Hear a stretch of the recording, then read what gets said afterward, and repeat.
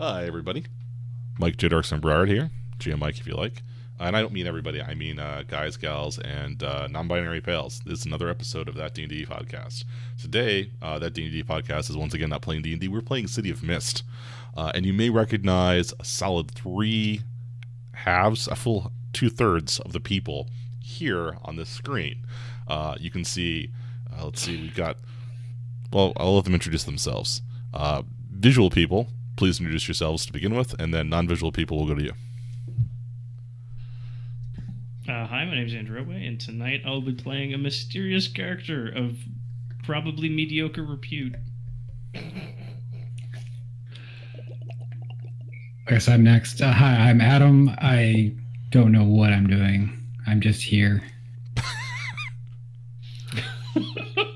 Hi, I'm Zach, and I also don't know what I'm doing, but I'm apparently way more jazzed about it than Adam. So I am lit. I've been looking forward to this all day. On a no ability to feel emotions, I'm sorry. And BRD8 makes a stunning return. Yeah. City of Mist is a jazzy fucking name, so I mean, it makes sense that you're jazzed. So, you may notice that today's not Tuesday. Today's not Thursday. It's fucking Saturday. Did we even tweet this? We tweeted nothing. This is a stealth cast. Please hold. Or I'm just going to go away for a second. Did we just completely skip our two? Oh yeah, they don't. We're gonna get. They to don't that. have video. We're gonna get there. So here's the thing. This is the Fabled Saturday cast. This is the crew that has been driving most of the content that goes to our podcast. I guess like a solid half of it. If you've been listening to those space wizards, if you listen to those space wizards, this is that crew. And I'm gonna put some icons to the names, not faces to the names. But how about Arden and Da? You guys introduce yourselves. I'm Rob, also known as Ardent. I am excited to play this game because I was told just before we went live that my already over-the-top character idea was not over-the-top enough. So we're going deep, guys. It's going to be crazy. Anime as fuck is the watchword. If we don't get an introduction of your character who's like eating a crepe in one hand and like wearing the wrong uniform because it's switched over to the summer uniform while Sakura Blossom's like petals wash over you, then you haven't gone anime enough. The cool thing is that I can actually name an anime that it might be from.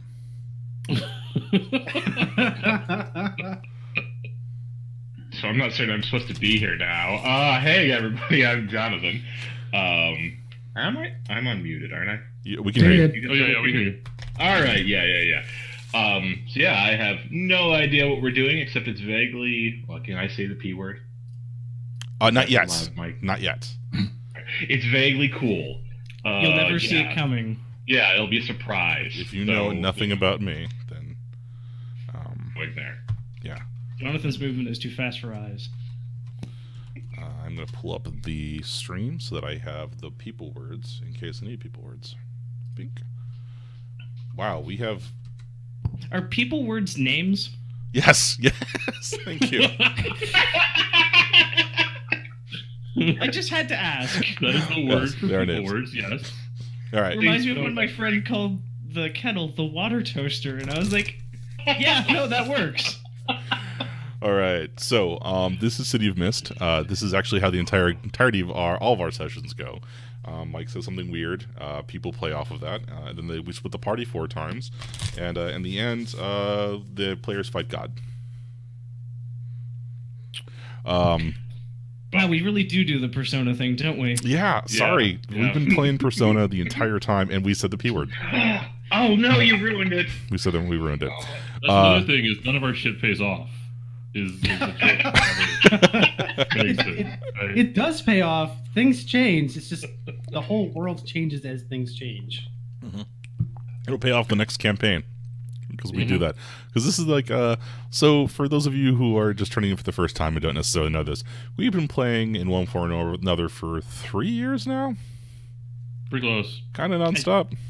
I think it's 4 in May. Like we start.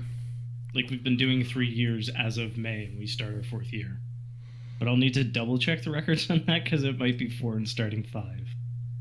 Wow. Geez. Wow, holy crap. We're old. That's older than my second child. Yeah, my wife went into labor on air, and that just came out. That kid's about to turn 2. Oh yeah. Did that also happen to Kyle? That also happened to Kyle. Mhm. We're that offspring and progeny podcast. I guess technically, no. Adam, you haven't had a kid on air yet, right?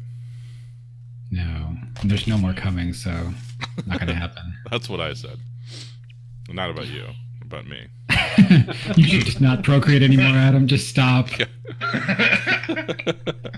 All right, so if you've never played tabletop gaming before, you'll know that there's a lot of what's called tabletop talk that happens from time to time. Sometimes it dominates the session, as on Thursdays when my brain doesn't work. Sometimes it's just the ice breaking that leads us into the new session. So we are going to be playing a game called City of Mist, which I mentioned before. City of Mist is a fascinating system. It's powered by the apocalypse, essentially, but instead of numbers for things, we have a lot of words. And the main concept in City of Mist is that we don't know who we aren't. All characters have two things. They have a mythos, which is the unknown, and the logos, which is the known. Your logos is who you are in the everyday world. If this is sounding a little matrixy, it's because it's got a lot of cultural touchstones to it. The logos is who you are in the everyday world. I am Michael Berard. Programmer by day, podcaster by night, but still logos. In the unknown world, in the City of Mist, there is a mythos. Perhaps I channel the spirit of some great person that is incredibly arrogant, because I was going to say Shakespeare, because I'm not fucking Shakespeare. I'm not even goddamn Amadeus or whatever that guy was that pretended to be Mozart. I'm just Mike.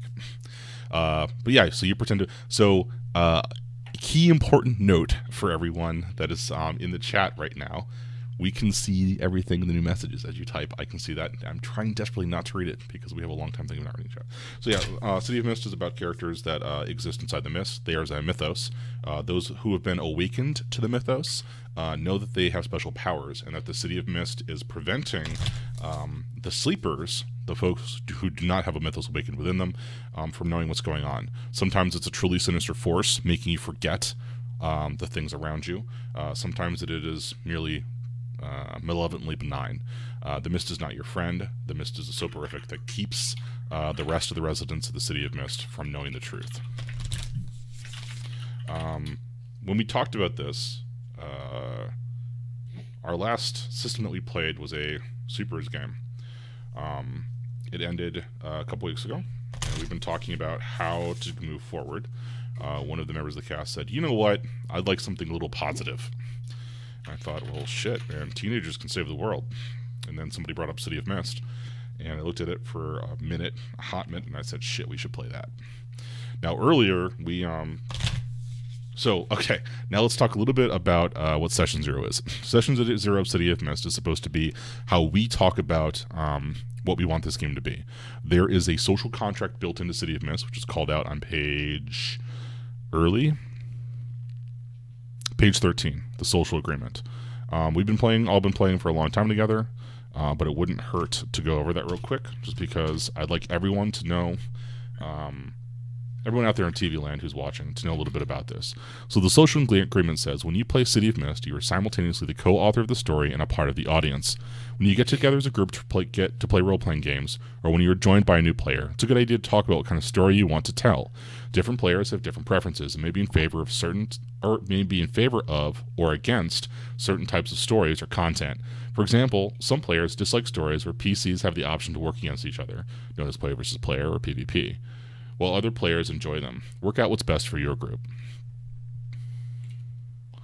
So if there is anybody out there that would like to talk about our social agreement, we've been playing games for a while now, but it's entirely possible that there's stuff that we want to talk about or want to avoid or whatnot. I'm going to go first because a lot of what I've been thinking about this game off the top of my head is Well, I'm going to throw an idea out there, and we can talk about it. And it's not, it might be slightly a bit on the bit of the provocative scale, but I thought we'd be talking about Teenagers Save the World, and it was in the middle of all this stuff going on.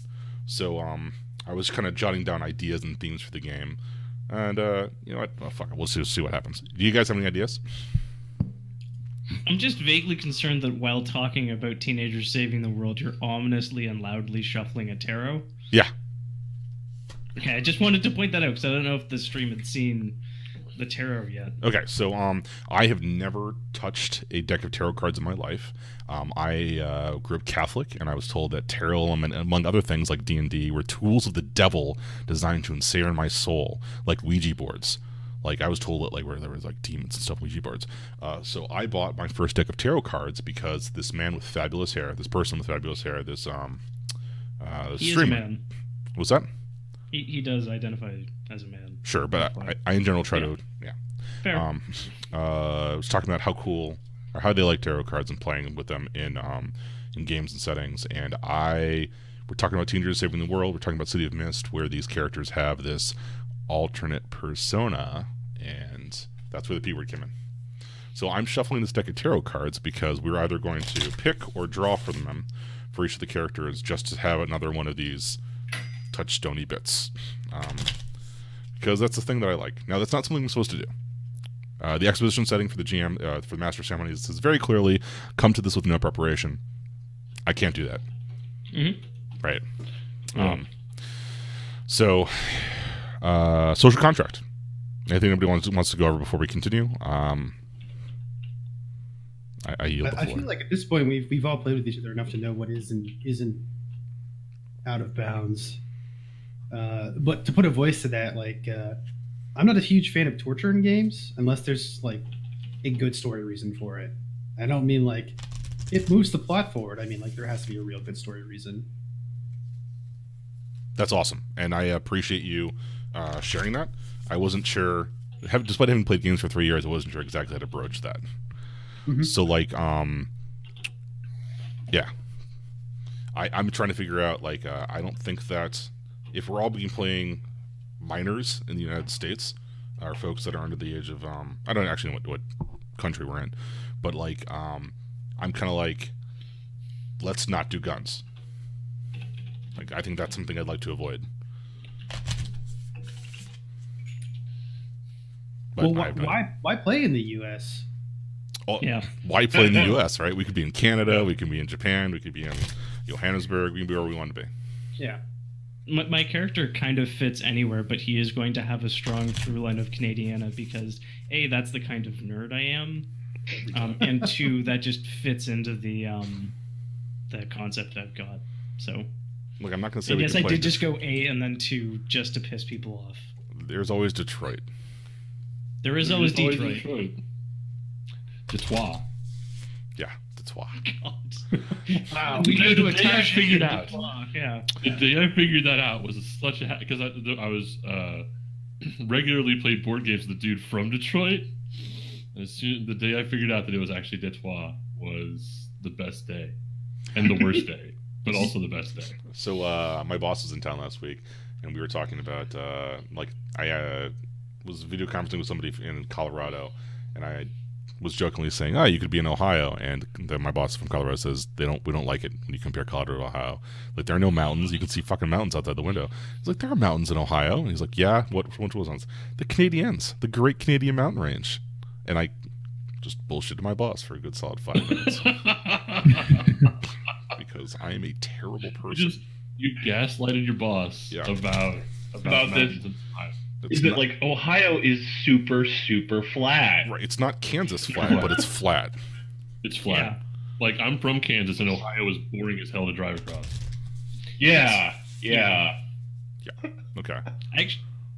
No, I'm not going to tell an Ohio story that has no relevance to this.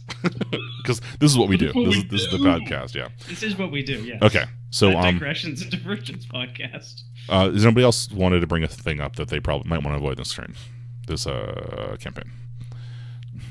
Not really. No. I think the only thing I kind of want to underscore is, like, let's like just as a group, try to keep the overall thing positive. Although I'm probably going to sabotage that somewhat because my character is dour as shit. Yeah, Well, no, the what Andrew was showing me before the game is just like depressing. I'm really interested to see how this goes. So I think the concept of overcoming your monsters, and accepting who you are, and working to make a positive change is kind of baked into at least the Persona touchdowns that I get out of City of Mist. City of Mist is a hard-baked tech noir. Hard-baked noir isn't, right? Like, it's entirely possible if we play it straight noir. Yeah, City of Mitchell's. If you play it as straight noir, your character winds up, I don't want to say dead in the gutter because that's really dark, but that's noir, right? Yeah. Or winning. Yeah. Yeah. So if you haven't played City of Mist, there's also a lovely section in the book about character creation that says that when you run into another person, another rift, which is the word for people that Mythos expresses themselves through, you are to them what you are to them, what they are to you, is a thing that needs to be defined. Maybe your answers, they are answers to you. Maybe you are prey to them, or you are a predator. That's actually called out in the book, which I found interesting. So, okay. So we're gonna try to keep it positive, like long-term scope. We're trying to be positive because a lot of the stuff that that I tend towards tends to be the world is ending, or plague has overrun the kingdom, or an eldritch horror is slowly destroying the things, and the rocks fall.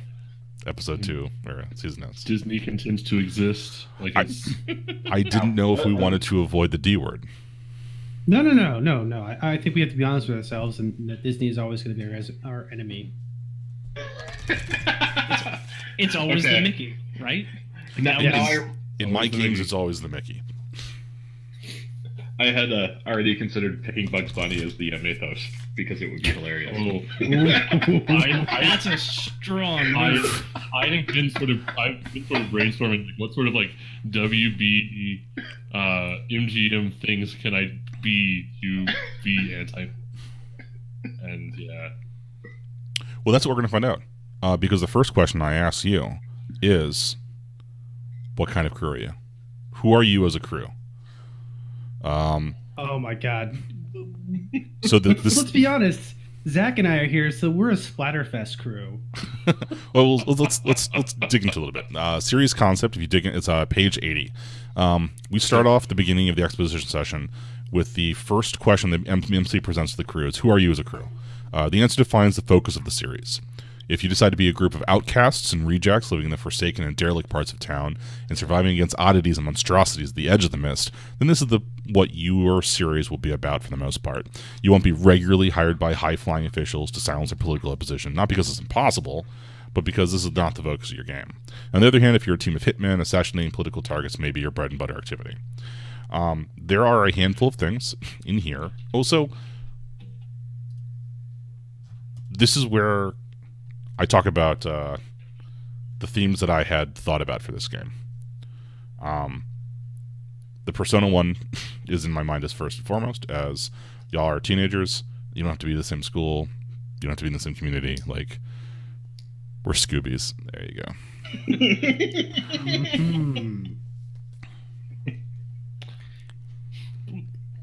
So, yeah, I yield the floor. Who are you as the crew? I just... insert like 5 blades in the dark jokes here. I'm gonna just take 2-minute break while everybody processes those. Zach just said the Breakfast Club, which is strong. Well, yeah, and I mean, all right. So we have a group of teenagers that obviously have to be connected somehow. I mean, I think the default there is probably school, but I don't think we need to go with that. There are other options. Living in the same neighborhood, going to different schools is plausible depending on where we're going to be located. In Detroit, it's very plausible. Yeah. Detroit, we could have 3 kids on the same block going to 3 different schools, and each in their own apartment tower. Well, series of 5 row houses. Yeah, let's be modest. post-apocalyptic Detroit, or post-neo-future Detroit. So a couple of the things that they suggest: casual detectives, conspiracy busters, dabblers in the mist. They're kind of like occulty types. The event brought together by a thing that happened that causes that sort of a shared trauma. Wasn't that literally a movie? Like The Mist. Yeah, it's called The Mist. Well, I was thinking of the one that's like entirely shot on found footage, and it's a bunch of teenagers who get superpowers. And one of them goes nuts. Oh, Chronicle. Yeah. Yeah, Chronicle. That's the one. Surprisingly good. Yeah. It had It was- Anakin yeah. Skywalker in it. Let's not go too far. I mean, surprisingly good isn't good. Exactly. I went and I saw it. It was better than I expected, but that was not a very high bar to clear. Yeah. Beat my expectations. So, like, looking at the archetype crews, I mean, you could definitely play the gang, but not with the negative connotation. They're just kids that grew up together. Yeah. Who are all now going to different schools for reasons. Charmed. Yeah. Mostly that they live in post-apocalyptic Detroit.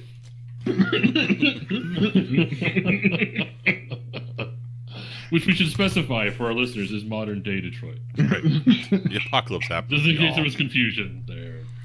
Yeah, I think the gang has got legs. I would like to pitch two other things just to make sure that they're rejected by the crew, if that's what you want to do. The event could be really interesting if it's like all of us were in one place for something, and that's how we came together. The other one that could be interesting and would unfortunately like monkey wrench Andrew's concept pretty hard is modern gods. If we all wanted to like take one member of a pantheon. I disagree that would monkey wrench my concept. Okay. Yeah. I'm Be one of my concepts, but Because at that point, like, okay, I should probably just like show my whole ass at this point. The concept I've got going for me. It's not that kind of channel. Just, I mean, we are flagged explicit on Twitch. I think that's still against the TOS. Yeah, my concept at this point is basically I'm possessed by the same muse that Robert W. Service was, who's a Scottish-born Canadian poet who wrote a bunch about the gold rush in the Yukon. And it's all about like the preternatural hunger and like the thrill of finding the gold for like the sake of the hunt, not necessarily the material wealth out of the ground sort of thing. The most famous poem he's written by far is The Cremation of Sam McGee, which is lovely and strange and kind of haunting, which is sort of what I'm going for here. Awesome. So, I mean, at that point, like, just like the chronicler of the modern gods, right? They'd need a gospel of some kind. Like a librarian of knowledge, interesting. like Mother I Nature. mean, there are gods that have that role quite literally in some of the pantheons. So yeah, no, it makes sense. I guess to put my whole ass out there now, like, is this what we're doing now? So much ass. Yeah. So when I was told that my character concept was not over the top enough, It could be perfectly over the top. I realized that I had to step it up. So what I'm going to do is I am going to play this game as if my character is the main character in I Fight Giants. What's that? It's a fantastic graphic novel about a little girl who is dealing with loss by playing D&D. And you, as the reader, don't ever know if it's real or not. okay. But for her, it's all very real. And the giants that she has to defeat are all very real giants. I kill giants? I believe Yeah. it's I Kill Giants. Yeah, okay. I misattributed that. I'm calling it now, because I actually don't know, but I'm calling it now. Zach's like media touchstone is kill 6 billion demons. I actually have not consumed this piece of media So What? I should. I I should go out and do this, obviously, because Yeah, like just drop stream at this point. Like seriously, just. Like, I don't know if it could be more Zach if it was somehow written by you. Okay. It's on target for Zach. It's also like a really, really good parody of Exalted. Yeah. Which I mean is also like kind of Yes. peak Zach. So Yeah, no, I'm pretty sure that Exalted would be peak Zach. If we played Exalted, I feel like he would do it better than anybody ever has. Weird, and it sounds bad, but like it gives me strong heavy metal vibes, but like way less horrible than heavy metal was. well, so And I just want uncomfortable? to You know, I just not- want to call back to like the interview we did with Adam Coble, which is on YouTube, and you should check out our YouTube channel if Yeah. you're watching us on Twitch. We did an interview with Adam Coble, and like him and the primary artist of Kill 6 Billion Demons kind of did like the up nod sup at each other on Twitter, and may or may not be working on a thing together now. Yeah, so I'm fine if we want to go all out. It's I haven't considered what all out look means yet. In this game, all out means pretty big. If we would like the more like slice of life I feel like we were just superhero all team out. up Scooby's gang, we got to dial it back. Yeah. Probably.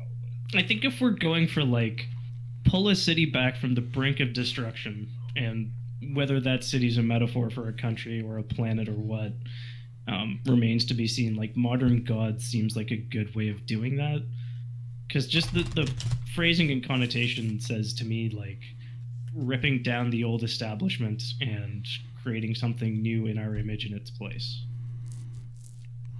I would probably be against Modern Gods. Okay. Yeah, with the Supers game under our belt, I'd rather not be at that focus again that Fair. fast. That's totally cool. That's totally cool. I mean, Conspiracy Busters, and then we're the Scoobies. Yeah. I mean, Conspiracy Busters, the gang, like they're all the gang is literally investigate bizarre incidents within your social circle that at first seem insignificant. yeah, the character suggestions for the gang are students, teachers, and classmates, roommates, or family members of set. It's like this little entry in the gang: elderly home roommates. So, yeah. I mean, for the game, I'm like, I kind of want to play that game now. Jeez, they're singing on the Scoobies. What was that? Was it Bubba Hotep, where Elvis and Oh, so JFK good. team up? Yeah. Right, because who's a mummy scary to? Folks that don't move so quick. Mhm. I'm gonna be the old person that teleports around on their walker. Blink. Always behind you. Are we going to have that discussion again about how walking is just really slow scale teleportation? No. That's it. No. No. That's probably too deep. But Zeno's paradox says No. Exactly. I hadn't heard the discussion, and I was still about to make that comment. Look. There was Go back more on topic. Oh, okay, sorry. What's that? Yeah, no. Another possibility is the Masked Vigilante thing, where you go like Scott Pilgrim or something. No, it's Scott Pilgrim. What's the other one? With the Kick-Ass. Kick-Ass, yeah. I assume that was what you meant, the other mediocre conversion of a old classic Yeah. comic book. Oh. I enjoyed the Scott Pilgrim movie, and I'm not defending it in that by saying it's better than mediocre, but it's fun. I enjoyed it too, but I've also read Scott Pilgrim and therefore understood all of the jokes that were not explained. I guess that is also true. Yeah. Yeah. I mean, there's also, these are not hard and fast categories as I understand them. Right. Yeah. So we can take the bits and pieces we want from the gang and throw them in with Conspiracy Busters and all Masked these things. Vigilantes, and yeah. Yeah, this is just a conceptual framework within which to sort of talk about what we want to play. Right. I mean, it feels like a more focused version of the social contract. It's explicitly, I want this in the game. Mm-hmm. Yep, it is. We're saying that. Yeah. Yep, that is what this is. I feel like the gang is going to be a good fit for our group too. As much as Modern Gods is interesting, I don't think it appeals to all of us as strongly as it does some of us. Mm-hmm. All right, so the first question we have is, who are you as a crew? And the answer is we're going to go with We're kind a of gang. like kind of the gang. The gang, yeah. Daggers. For that deep Penny Arcade Forums joke. Mm-hmm. Nice. I think. Sorry. Go ahead. I think to me the appeal of Modern Gods wasn't necessarily the power level, so much as like having sort of a binding-ish theme to what we were. I mean, at the same time, the melting pot is kind of interesting too. Yes, and that's totally cool as well. Yeah. Because, like, I mean, the melting pot almost feels like Superheroes Again, kind of, because, like, we had people operating on very different power levels. We really did. I could punch people real well, and then everyone else could, like, phase through the earth and mind control everyone. It's great. Turn into the concept of sadness. I had a mythos that I was really loved, and I'm like, no, that's just gonna like fuck everything up again, like we did with the last one. Like I wanted my mythos to be like the concept of dimensionality, which exactly right? like that's yeah. It would have been great though. Talking about our whole asses.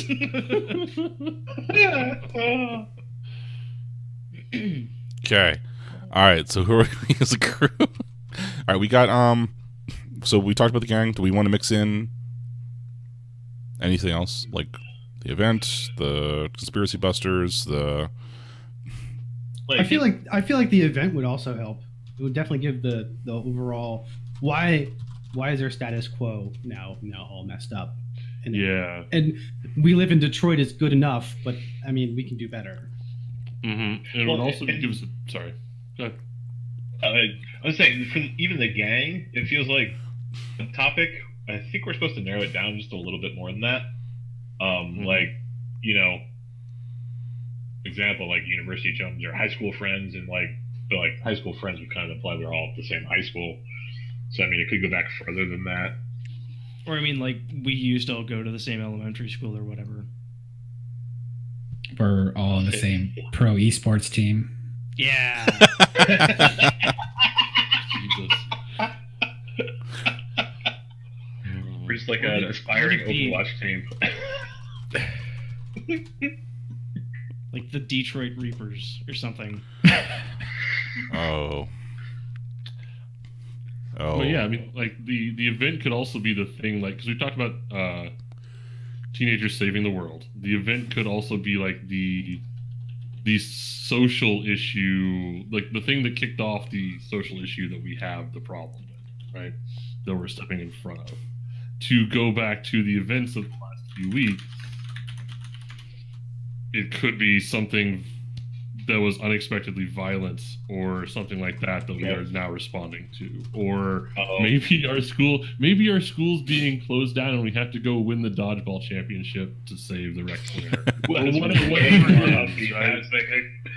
when you reference current events, I was something like we all literally our parents all worked at like the last steel mill in Detroit and it's closing down. Oh God. Yeah, so what we're gonna do with our mythos is create demand for steel. So hang on. So our parents will work at the steel mill. It's closing down. I have 3 themes that I wrote down before this, just like to get this together. And the first of the 3 themes I wrote is it's our time down here. No Goonies fans there? Yeah. Oh, come on. That's exactly what... isn't really about steel mills. No, but everyone's leaving because of ship being bought out. Yeah. I mean, yeah. Why is the so the example you give for the event in the book is that a town, a borough in the city is destroyed, and it is now literally under a lake. And the city built a park around the lake, and they call it Lakeview Drive. And that lake was all sorts of fucked. Like, that lake speaks to me as a master of ceremonies. It's like monsters are rumored to like to roam around the edge of the lake, and like there are dark eddies and tide pools in it, and the ruins of the previous buildings that are down there, the residents are like, no, those are just old ruins from a previous civilization. They're not there from last week. The mist has erased everyone's minds and convinced them it's something else. But the people who this impacted, like, they've started rewriting the memories, and then the players are like, no, this is like bad shit happened here. What's going on? Why is everyone pretending it's otherwise? What if, I don't know, this might not be, what if we were all originally from the same school, but then overnight something in the mythos happened, or something in the mist happened, where the school was erased, and now we were all separated effectively, but found each other because we still remember the school? Wake up the next morning, start a group chat on Facebook, WTF 3 times. Mm-hmm. Why did the bus drop me off at PS 158? There's probably also, there's a period of us trying to find other people who remember this, and so this is all the formative event that happens off screen before the game starts. So right. There's going to be like this is the history that we're establishing. Well, and like if you do the school, all gone. Like, well, that's a really good question, right? It gives you a strong lead for us to be investigating things like what happened to Mrs. Smith. Yeah, you know. And this suddenly feels very Tales from the Loop, and I like it. And what happens if like that starts happening at the next school, right? Oh, jeez. Or like we start tracking people that made it out somehow, and they're like, oh yeah, there's like 2 of them at each of our schools now. So we all went to the same school. Did we all live in the same neighborhood? In as much as Detroit has those anymore. Yeah, we probably all live in close proximity. Yeah. So you get up and you realize that you're not going to school, or rather, you're not going to the same school. And then your feet are tracing a familiar route you've never walked before. Yeah, right. And that for some reason for us, there's that record scratch. It's like, this isn't right. What's going on? I also really like that. I don't know where this mental image came from, but like the lake appearing and like the school not being there anymore, and like we open a door and it's just like water in the new school rushes over us, and then like the eternal darkness like cut to like this isn't really happening and we're just still gripping the doorknob thing. And that is what it's like every time. Yeah. When the mythos reigns and takes you over, whatever it is that lies dormant beneath your logos reigns its head, it is like that every time. There is the brief moment where that word that means when like not distortion, but like Deja vu. Dissociation. Yeah, dissociation occurs. Like everyone else sees you as briefly sees you as doing something totally out of the ordinary, like gripping the doorknob, trying frantically not to be rushed away by waves, and they just brush it off on, she's having a bad day, it's all right. Or they're just that fucking weirdo who hangs out with the other weirdos. And yeah, like we all now have low grade emotional, like recognizable emotional traumas. We have to like go to therapy and things for reasons we don't fully remember. Also, we have a bunch of clothes for a mascot that doesn't exist anymore because the school is destroyed. Okay, now the most important question: what's the mascot? Oh man, it's Michigan, so it's probably like a Wolverine. No. Let's go with the Steelworker. Jeez, so that's just like the disappearing Steelworker. Yeah. Oh man, that hurts me. That hurts me on a generational level. Steve the Steelworker.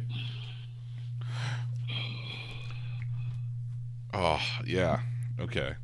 Also, like, I'm gonna call out Blake in chat. Kids at the new school draw pictures of things from the missing school as if they had a dream, right? Like, I love that idea too. It's just like shit's appearing from other places, and they're like, oh yeah, it's just, you know, That's great. so strong. Creepy. So like the population of the missing school is all divvied up, and everybody in the group ends up in a different school. Mm-hmm. Oh, that's even creepier too, because we've got our own school bullshit to deal with. Yep. Yeah, that's dealing with the logos. You have to deal with your regular life of still going to this different school. Until Passing those stupid quizzes and pushing So the like, start panel to get the phone a friend info. would the mist push us into different social circles? Because presumably we were a social circle, but now we've all been forced into different schools. So, the mist is like as described in the book. It's kind of a malevolent force. It is. If this was to happen and it pushes you into different social circles, it's a punishment of some sort. It's trying to get to you. Yeah, or because it's trying removing to you keep from your us safe net. Yeah, it's trying to keep us from figuring out what's going on and trying to undo it. Yeah, it's fighting us, right? Yeah, like that is a strong statement that you have done something to provoke this. So like, in theory, like this is the way that works. The characters go to bed one night, and you know they're a social circle at their school. And they wake up and their school is gone. But for them, it's just a normal morning, and they go off to school, and they find out that instead of being the guys who play D&D together, you know, suddenly Phil's a jock, and Mike is the valedictorian of his school. I really like the idea that we recur and like our characters are all players in a D&D game. Well, so here's so the thing, though. it happens at the school, right? Like Yeah. you guys are playing D&D one night at school, and you wake up the next morning, and you're going across town. Yeah, somebody crits somebody crit fails something. We Or don't critically defeat hits. Orcus. We get the Demogorgon. Stranger We don't defeat Things Demogorgon. Intro. Yes, we get the Stranger Things intro shot for shot, basically. Here's what I really liked about this idea, though, because it makes us, the players, the like meta mythos for the characters. Yep. Which is Which is what I tried to do in the last session of Super Wizards. Yep. Which we have successfully accomplished all of our goals completely by accident. Yeah. Okay. So this seems real strong. Is everybody else excited? Because I'm excited. Yes. Yes. we go places. We definitely go places. All right. So I'm taking notes in Roll20. If anybody wants to take notes as well, you're welcome to. So one night, late one night.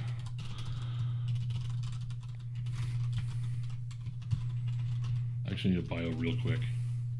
Blake says doing the super Buffy thing where she woke up one day and had a sister. Yeah. Yeah. not? So good. Right. Yeah. She was a pretty key character. Well done. Spoilers. How old that show is to be worried Oh, about. God. God. I still can't get over the fact that there's an Angel Role-playing game? tabletop role-playing game. Yeah. Yeah. It was a Buffy one too. Well, yeah. That I can believe a lot easier. Angel was on for, what, 6 seasons? 6 seasons? 5? 5. 5 or 6. Yeah. Yeah. Just like, who It had watched such that a show? strong finale episode, though. But yeah, I have no idea who watched it. When The it was first actually season on was air. terrible. The second season had a really amazing plot that they completely dropped in the third season. The first season had one amazingly solid episode, which was the one where the seer guy like recorded the video at the start, and then they play it back at the end, like and it just That- kills based on the context. Because everything has changed. It's so good. That was a good episode. Yeah. Is that it? Am I done? Yeah. We're moving on from everyone was playing D&D. Be able to defeat Orcus.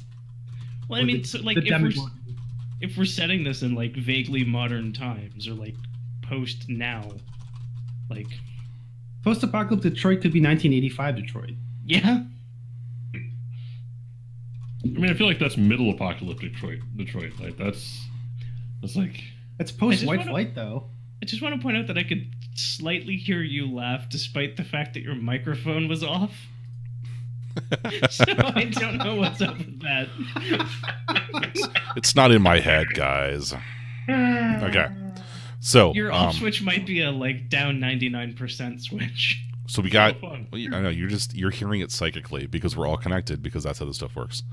Not creepy at all. No, it's the Mickey that tells us these things. So who are you as a crew? I think we've answered that to a disturbing degree. Next is the question is your city. The second question that MC presents to the group is, what is our city of Mist like? Much like the previous question, who are you as a crew? There are many examples provided to us. Does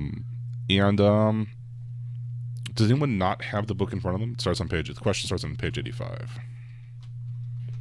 I'm going to be honest with you. I think Neon Noir is probably the best possible fit for this. Just I was going to straight, say that or the Dreary Present.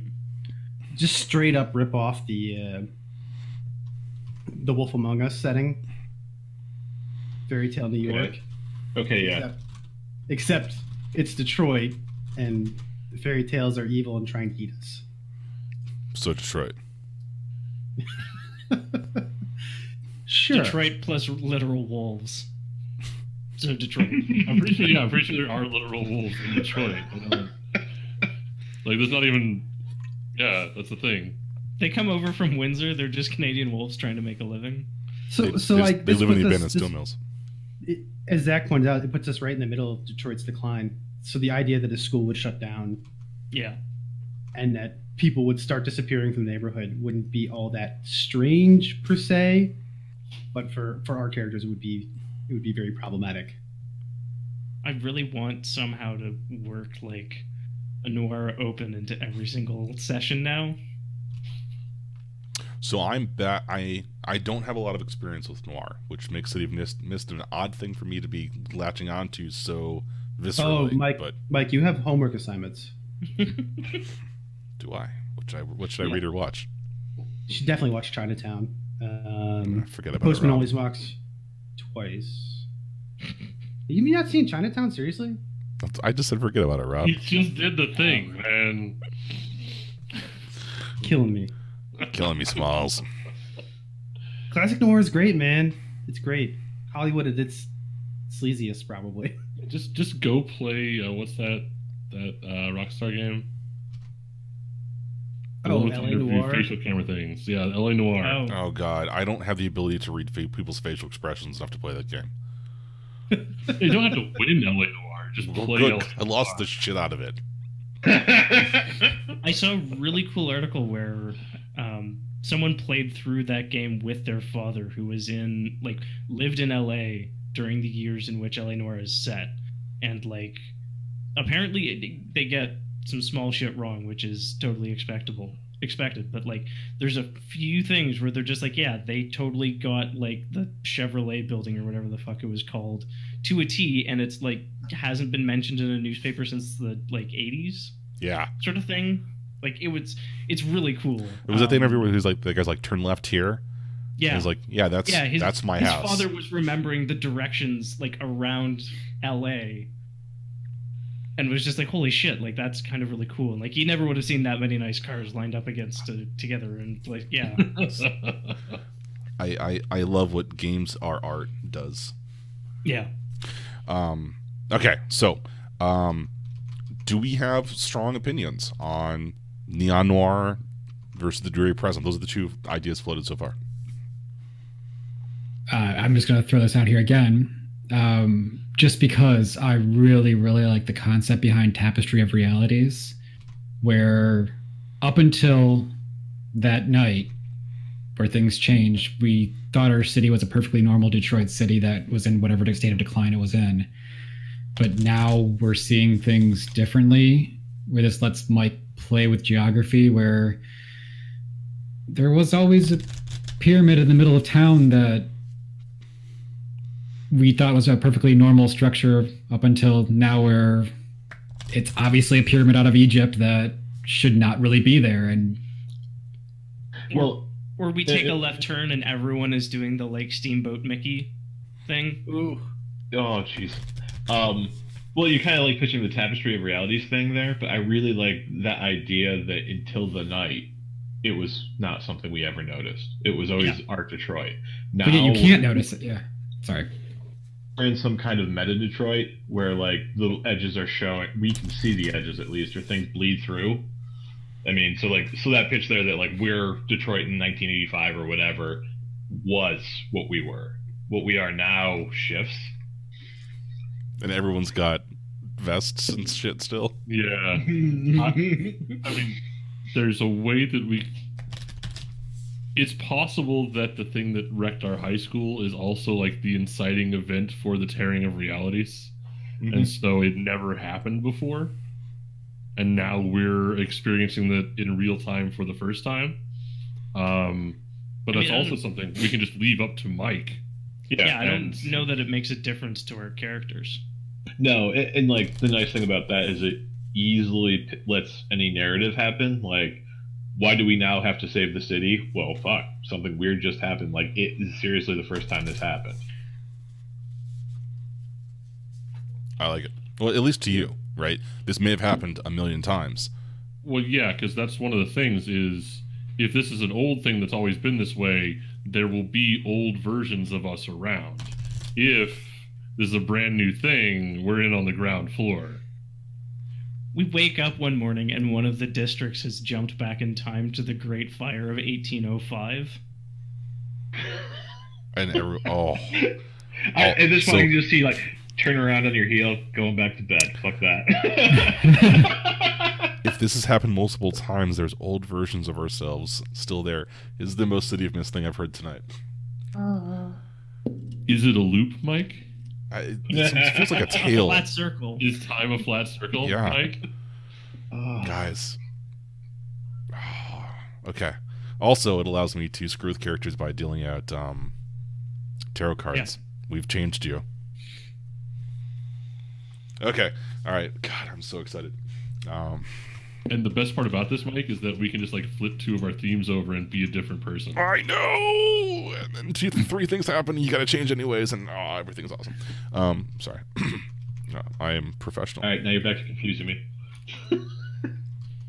So the way that the game advances is as you use your traits, you get experience like on them, and once you've marked 3 experience on a thing, it evolves, and you either have to like double down on a thing or change to something else. Am I right, or am I getting that a little confused?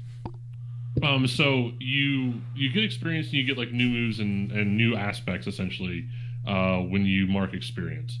If you neglect a thing, like if you're like, so let's say I have the logos, the like human aspect of like I'm a student and I have to go to school, and I say, screw it, today I'm not going to school. I'm going to go try to track down mer people at the site of my old school, right? That facade, that logos theme cracks. You're made up of 4 themes, right? And if you get 3 cracks in one of your themes, it has to flip over into the other kind of theme, and you're just not that thing anymore. So if I just you're less human or less magical. Mythic, Yes. right? And if you become all mythic or all, if you become all mythos or all logos, if you become all logos, you become a sleeper. Yeah. You get disconnected from the mythos. If you become all mythos, you become a tool of the mist. You are no longer human. So it's like light side, dark side, because everything's Star Wars to me. But also, because if like specifically if like I lost my student logos, I'm not a student anymore. Like I'm still the other thing that I was, but I'm not this student anymore. Maybe what does that mean? And theoretically, if Mike wants to do the flat circle thing and we want to keep the mythos intact, we can just pop those logos around and become essentially different people. Yeah. As we travel, as we flat circle our way through the history of Detroit. So, when the flips happen, do what's on the other side of the cards stay the same? And you flipped over and then you flipped back. Is that still student on that side? No, we say flip. You actually just replace. And you can theoretically go back to being a student if you then crack out that mythos, and you want to go back to being a student, or you can just be something else. Right. So if you neglect your lion-hearted mythos, and crack over to Logos, and you stop being this zealot and become more of a I don't know, like a parking meter attendant or whatever, and then you crack that out and you can become more mythic. You don't have to become lion-hearted again. You can become something else entirely. Yeah, so and this is get ready for some power nerd bullshit. All right, so the way I've been conceptualizing this in my head, right, is Captain America. We still goes back to Captain America. If you think of him as being composed of these like Logos and Mythos, right? At some point, he stopped being Captain America and threw down the adamantium or the vibranium shield and became Nomad. And then when he came back, he was Captain America again, but he had like a holographic shield. And then that broke and he quit everything and he became just like a dude. And then he came back as Captain America and he has a vibranium shield again. Also, spoilers for the next 6 Marvel movies. And that's like his arc from like the 70s through the early 90s, right?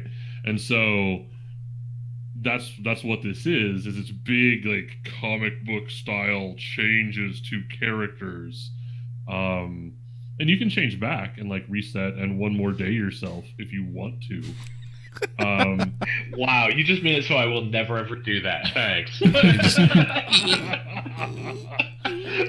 So no, I'm going to say that one more daying wasn't like the result of it was fine. Oh, well, what one more daying was they did the go balls out move, and the GM wrote down people are going to hate your book. Yeah. Yeah. And they went through with it anyway. Because it reinforces every negative stereotype about comics possible. It was just like, hey, we've had 20 years of progress in story development, and I'm Peter Pan, motherfuckers! Okay. All right, so, are we a Tapestry? I think so. I like it. Yeah. I like it. We have a base layer, but we definitely are a Tapestry. Is like Coil Prime of our timeline, is that Neon Noir, though? Is that what we're saying? I think that 1985, like Okay. Yeah, the that sounds beginning of more. the decline. RoboCop is real, maybe. I don't know. well, it sounds very much Holy like shit. I think I just found out my mythos, you guys. Judge Dredd. I'm going to be that giant robot that dies to a flight of stairs. Ed, is it? Yeah, Ed, that's the one. wow. Mr. Ed? Okay, so I think that like it's like you guys are playing the old the blue box of D&D, right? One night it had just come out or something like that. One night at school, and then you wake Violent up, box version, yeah. and it's only 3rd edition is the only thing you can find. Like that's how hard it's going to be. Waiting for the episode now where we have to go through a dungeon crawl. That's how hard it is in Detroit. There's going to be the Star Trek episode where we all get sucked into the game. Oh wow, this is super close to another game I ran a long time ago. Neat. But I love it, and we're gonna keep going for it. Okay, so we've got during the episode, going into further details is an entire option. Okay, so the next bit here after we've answered the question of what is our City of Mist like, it talks a little bit about don't add details right now. And the reason is as we go about through character creation, we're going to have things like, oh, the burger joint, or what's important to your characters. Like, my character's a bookworm that stays at the library, or my character's glasses are super important, so I go to the optometrist all the time. I'm going to quiet call it to Matt. So the next question, I believe, is character creation. Yep. So words over numbers in City of Mist, characters, object, places, and qualities are described using only words.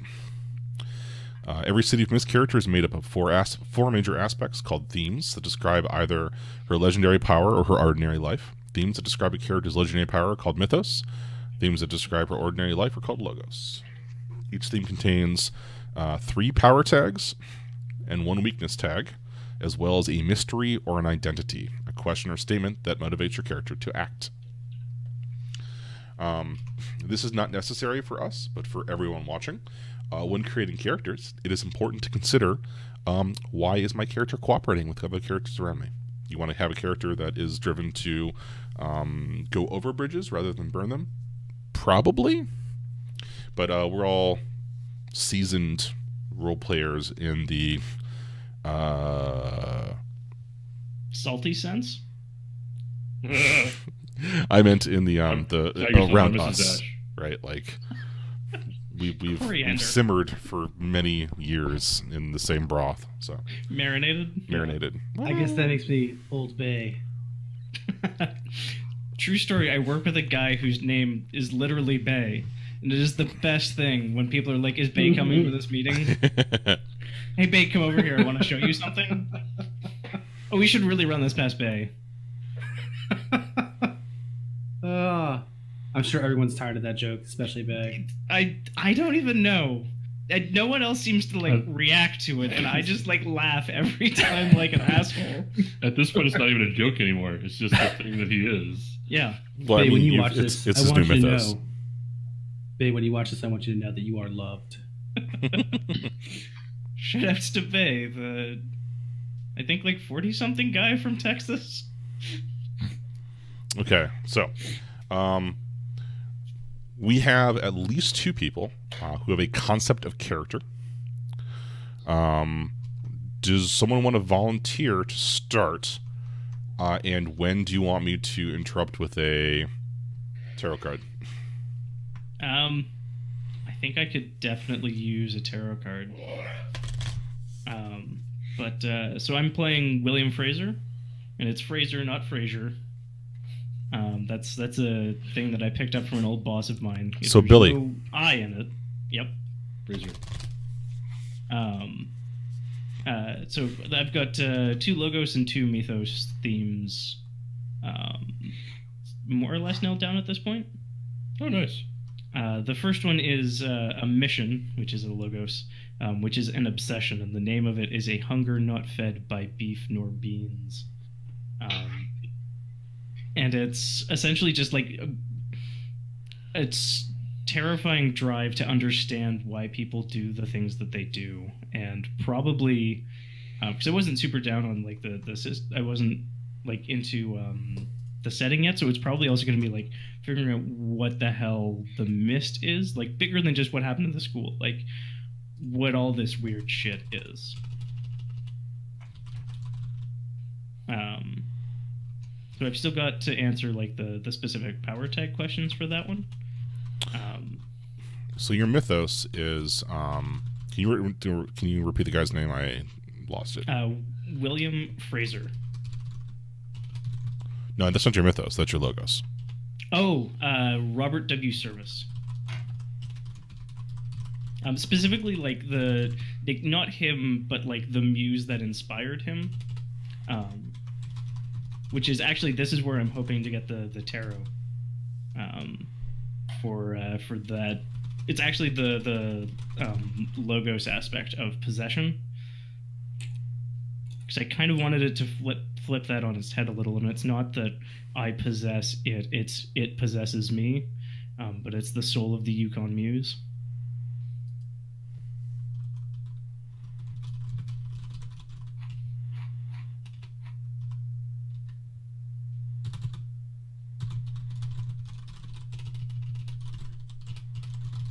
Okay, I'm just kind of write this down. Mm-hmm. Use. Okay, and what was your Logos name? Is William Fraser? Fraser. Fraser.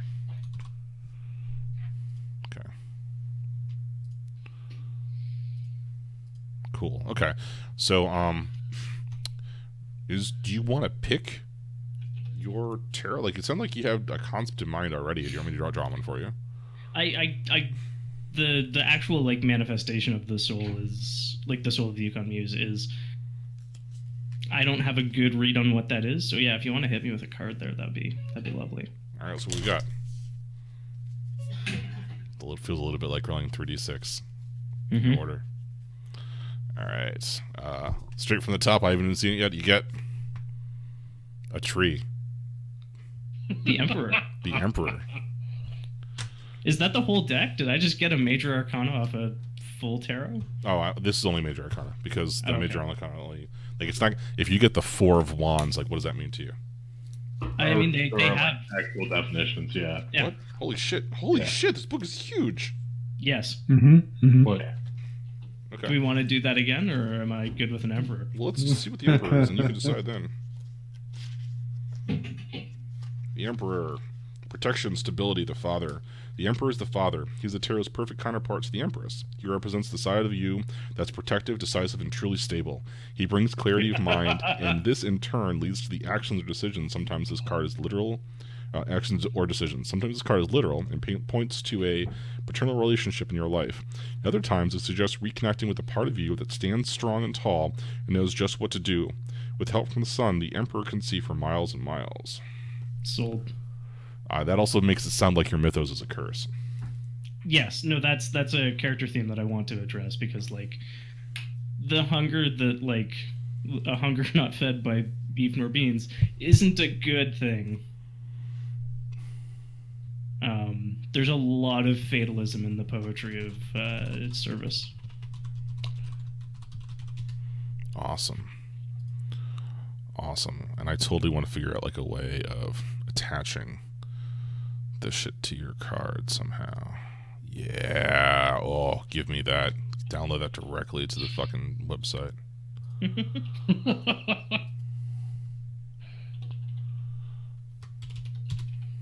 All right. Journalism. Stability. So, I don't know if you want to have that as a card per se, like one of the bits and pieces. I'm using it as the mystery for that one. Cool.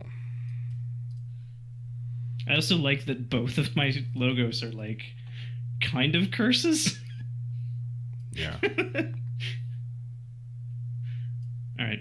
The next theme I've got is one of my mythos, which is a man who moils for gold, which is a divination. And these I actually have worked through the power text for. So I learn about things through flashes of inspiration. I can terrorize foes with a glimpse of one's death, and the stronger the hunger, the more I feel. And it has the weakness of overwhelmed by my own desires. And then the last one is there's queer things done under the midnight sun, which is the Bastion. So it has the power tag of can't die, already have 100 times. And it's both astral and physical. Awesome. So I'm a pretty fucked up 16-year-old that I think works at a pawn shop somewhere. All right. There are a ton of questions that I should be asking you about all of this. So let's talk about.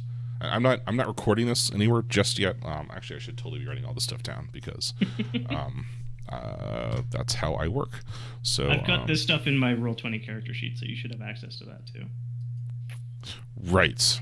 And yes. But these questions, like, so who is?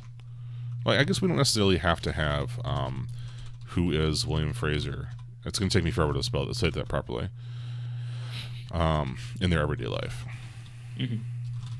I mean, I'm thinking just like a high school student who's working part-time at a pawn shop. And because I think that ties in to like the sort of gold rush phenomenon. Oh, I see. Yeah. So, like, are you beset by dreams of avarice, or just no? The thing you talked about is this guy is this muse is more about the thrill of discovery. The thrill of discovery and like, yeah. There's one really really good line which is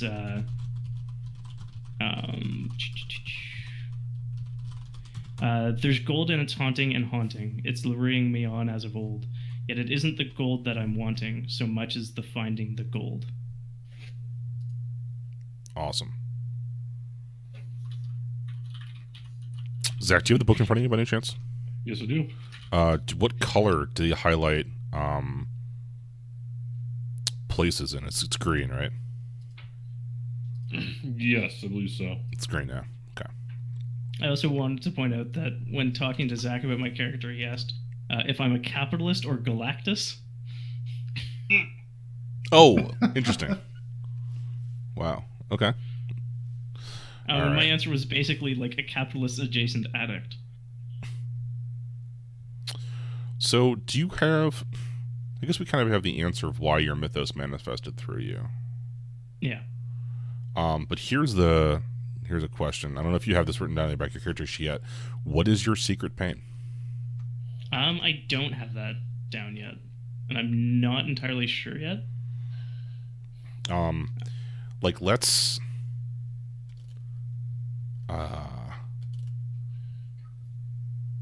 also don't know where the hell that goes on the Roll20 character sheet. You can use it as a statement as one of your identities when you create your individual themes in Step 2. Oh, okay. That's a thing to think about. To exist is to experience an endless variety of sensations, but human beings seem to always emphasize one above all others: pain. In the noir genre, characters often carry an emotional burden. Perhaps something in the past is haunting them. Maybe they see a bleak image of the present, or they could be afraid of the future.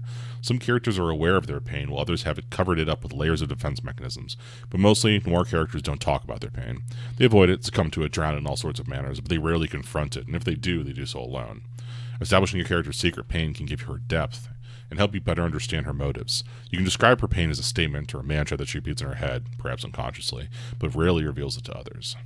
And there's a handful of examples they give. Yeah. That's on 97. Yeah, I think it's like I need like ignorance is death, and I refuse to die this young. So who died?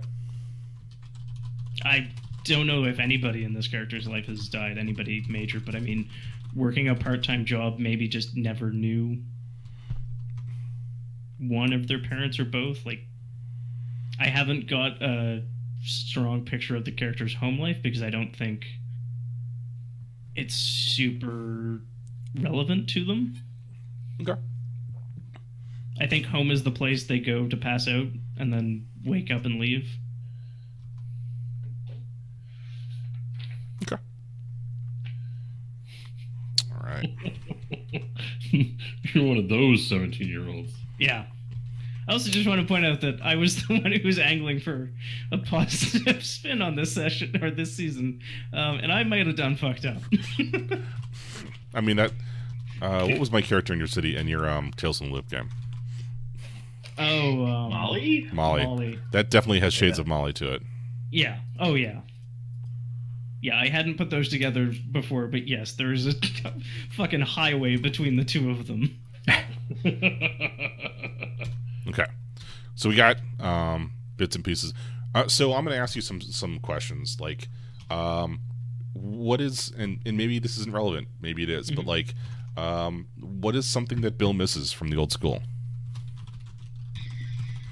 I definitely think it's like the like, I think Bill is the kind of pretentious, like, smart enough not to need to do too much work in high school, but not smart enough that they can, like, actually not do any work in high school sort of thing, and, like, kind of an asshole about it, but I mean, not an asshole about it, but basically just having people around that Bill thought were worth talking to, or at least talked about the things that Bill liked to talk about.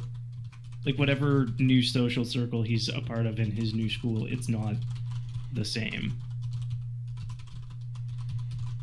They don't get it. Yeah, like, maybe he's a jock and, like, he's a jock in the new school and he's just like, no, like, I don't want any of this. So what's his sport? Oh, probably something like rugby, and he's a winger and tiny and fragile. Wait, the Canadian's not, a hockey player? I mean, maybe. I know of a hockey team out of Detroit in an amateur league, and they're all like 55 plus, and they have the little slow vehicle triangles on their butts. Ooh, hang on. This is good. I like this one. From chat, Blake says maybe Bill felt comfortable at school but not home, but now one of his parents is a teacher. Yes. Oh God, that's brutal. Yes. That's brutal. That's what is missing from the new school is escape. Wow, yeah. Okay. Fucking A+, Blake.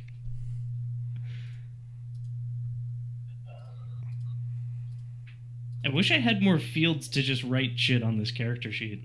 Mhm. Yeah, that's one of the things, because there are supposed to be more places to write shit on a character sheet. Yeah. I mean, it's really cool that there's one that exists, but it's not. I mean, I'm guessing it's just going to go in bio and info then. Yeah. New school. Parent is Edit. teacher. Missing escape. Yeah, and I can add Yeah. stuff to it. Awesome. Can't even write on the bio and info page. Corner. Yeah. It's just a blank screen. Up in the corner, the top right, next to the magnifying glass, there's an edit button. Not on my character sheet. Have I not given you a Oh, problem? there it goes. No. I had closed and opened again. Now it's there. Okay. You can give ownership. Yeah. I got 3 good questions for William, so we're gonna move on. Sure.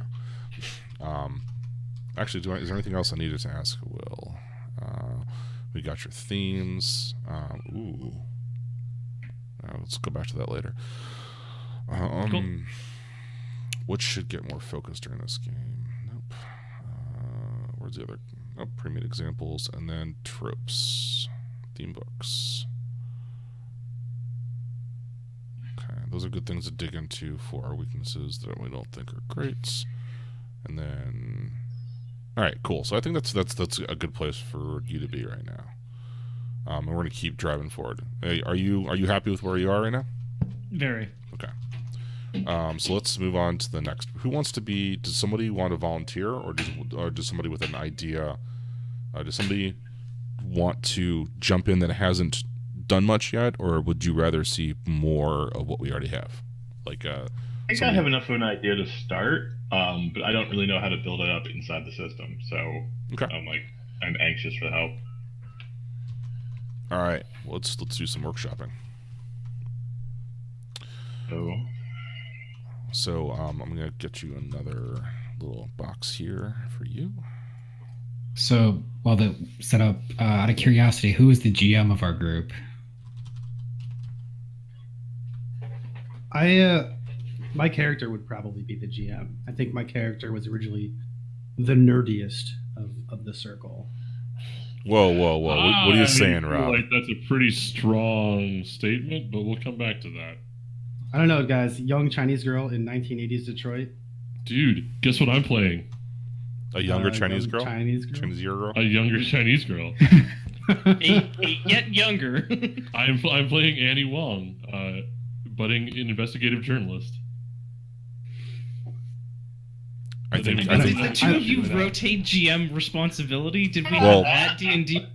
were you sisters? I Yeah. was say you're twins. Well, yeah, okay, so, yeah, but they gotta be were. related now. before we go into that, my first, Yeah, the only were logos you twins? the only logos I've got Oh, written down wow. is Lost and Almost Forgotten.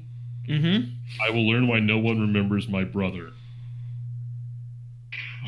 So Who is I mean, now Control an find unrelated brother, girl? replace sister. Wow, body horror. Well, no, I just mean like it's been a sister all along, and Zach edits his thing. yeah, no, I can Yeah. do this. Yeah, well, the characters were sisters. Yeah, we'll go with were sisters. So that's dark. So thanks, Jonathan, Yeah. for starting that. I have nothing to do with that. I guess technically it was Adam's question. And now they're gonna figure out why there are suddenly two Chinese families in 1985 Detroit. I mean, there's good representation. 1985 Detroit was pretty thin. I mean, it still had a decent quantity of Find it humans was living in kinda- it. Yeah. I mean, if we got split up, it's very likely that one or both of us are now to the rest of the world adopted, right? Yeah, that makes sense. They sort of. First wave of Chinese girls that were adopted from China. Well, I mean, yes, but like, just speaking like purely like functional terms for the mist, if it's what separated us, Yeah. like it doesn't create two extra, you know, second generation Chinese families or whatever to put us in. It's like I don't know. That just seems to make sense. Woof. Wow. Yeah, I guess there's no really big Asian population. Man, the demographics in 1980 were bleak. And- Yeah, I mean, still 6,000, 6,500 could still happen. Asian. Yes. Yeah. Like, it's not. All right, it's not. We're still going with it. I was just surprised. Yeah, yeah. Okay.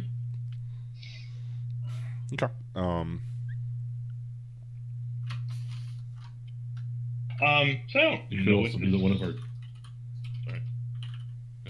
start with for the pitch. Kind of work backwards from the mythos because the one that kicked in my head there, as part of the reason the whole gods thing came to my head, is Eris of the Golden Apple. The goddess of Okay. discord. Yeah.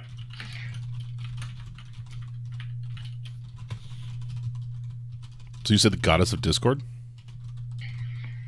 And like, I'm not super clear if it's like the traditional classic version of it or if it's like right out of Illuminatus. But I don't think it's going to super matter. Anybody else read Illuminatus? I am totally unfamiliar with everything you've put down so far, but let's work with it. Great. Well, all right. So her like prototypical myth there is of the golden apple. She had all the gods gathered together. She took her shiny golden apple, which everyone loved, and tossed it into the group and said, "That's for the fairest," and left. Thus creating a major, feud among all of the gods. God knife fight.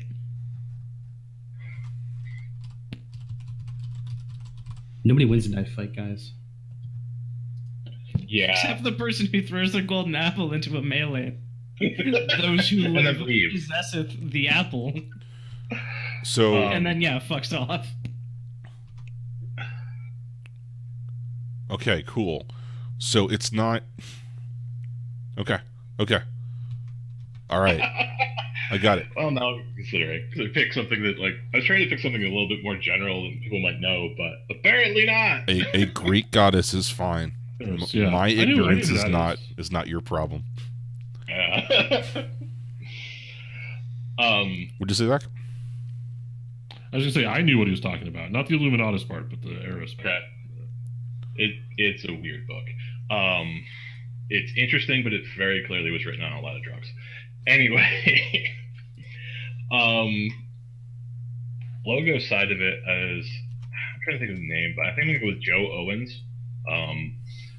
And they're kind of like the drama kid and a little bit of a drama. I haven't really decided on gender yet. A kid, for high school.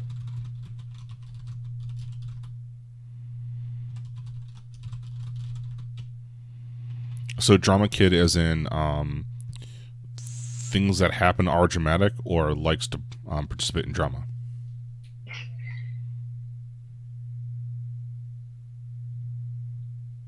Hello? What? I said both. Oh, both. I'm sorry. I didn't hear anything. No, I mean I was literally meaning that in both sense of it. It was intentionally they are actually that person who kind of wants to be the center of attention, but they're also that social circle thing is very much the drama kid. Gotcha.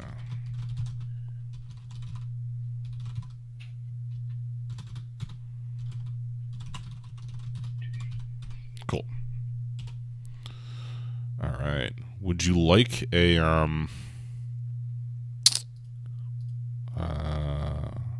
tarot card? Yeah, let's go ahead and do that. Okay. Let's To give you a fresh shuffle here because I like the dramatic for the drama kid, right? Doing it in spirit. Yeah. All right, here we go. Top of the deck. What you got is An epidemic. what is it? The devil. The The devil. devil. The devil in. The devil inverted, which is fascinating. An epidemic, man. I. It's not Thursday.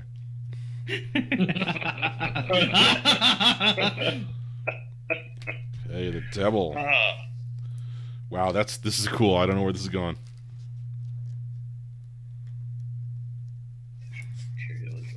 Reverse. Also, like- breaking free, power reclaimed. Oh crap. The devil, mean- addiction, negativity. Though it may feel frightening when the devil appears in your reading, this card carries an urgent message and must be interpreted with total honesty. The darkness of the devil card takes the form of the addiction, the negativity, or materialism. It can indicate an ugly relationship with a person or substance. Identify this dependency and how it's holding you back. The devil hooves are strong and relentless. Their grip will not loosen unless a conscious change is made. Free yourself. So I mean, like, your character in Myth was a giant shit disturber. Also, Zach, you're muted. Oh. So I no, mean, like, I'm just not talking because you're talking. Okay. You were like making mouth movements, and I was very confused. But yeah, like you're like the goddess is literally like created drama, and then fucked off to watch said drama. Like, I mean, drama for It's- drama's sake, because drama is literally what she is. yeah, So it's the devil inverted, right? So it's the breaking of chains. It's the like removal of who disappeared that made you free. Oh yeah. oh wow, Oh yeah. shit! Oh, I'm totally gonna do that, and it's totally gonna be hidden to them, because I had already thought that their best friend disappeared, and they're pissed about it. But in that happening, they got freed. That like liberated them, Mm-hmm. but they don't know that, and they don't realize that. Really doing that, because basically they're searching for their own destruction. Shit. Andrew, sorry. Hey, what's up? No. We start at the bottom of the well. We start at the bottom of the well, and we climb upwards. Yeah. Yeah, that's how this is gonna go. We're definitely not gonna invent like a A custom new auger, a new bottom well, deeper and newer wells. an underwell. Or somehow dig up from the bottom of the well and just cause you to fall into a giant pit below. Go dig up. Hang up, you idiot. Okay. Oh, strong. Again, Blake in chat was just like, is it somehow related to like a reality TV thing? Like, oh Jesus, yeah, I mean, this could be the Mickey's new thing. yeah. Well, so like, yeah, maybe you got freed from an agent of the Mickey. Like the mist reallocated them after the school sank or whatever. What? Oh, I kind of want to like they were on like some kind of version of the Mickey Mouse Club. When the change happened, they no longer are, but occasionally people still come up to them and like, you know, recognize them. I feel like I should ask you for an autograph, and I don't know why. Yeah. So disassociated, like not child Disassociated star, fame. but Yeah. like budding, right? Like not there yet, like Detroit local access sort of thing. Yes. Yep.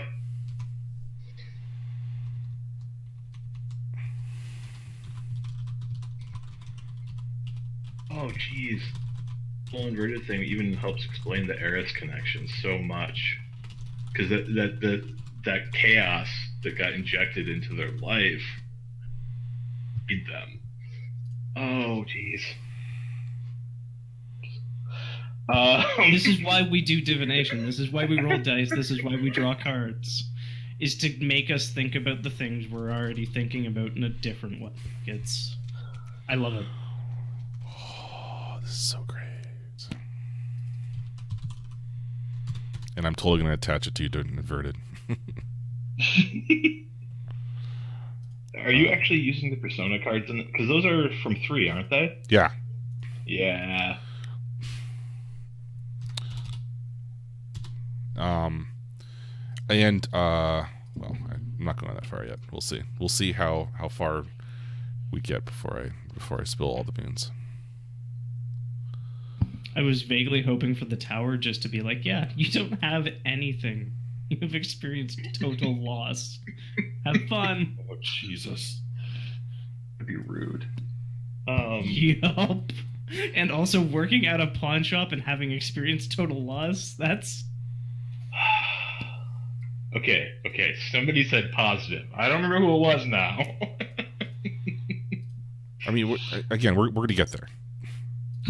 This is me staying positive about being positive. We're going to get there. Oh, you're meta positive. Okay. I just read chat and I am incredibly pleased. Oh. Alright, so I get this added? Yeah, I did. I can attach this over here.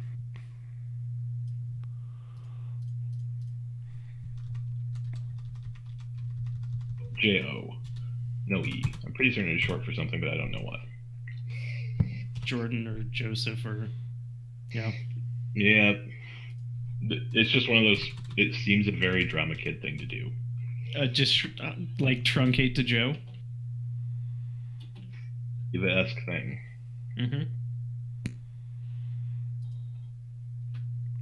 I only have these two things in the card, but really there's way more that's going on. Gotta figure out a better way to record all the information. Okay, so we got some bits and pieces, right? So do you know who Joe is in their everyday life? Yeah, see, in everyday life, I'm going, obviously, high school student, burgeoning, local access star? I don't know how, what would that be? Or previously burgeoning local access star, right?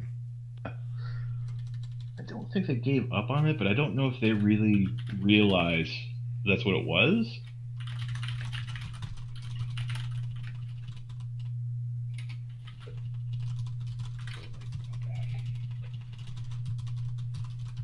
Trying to figure out what form that would take in, for a local area.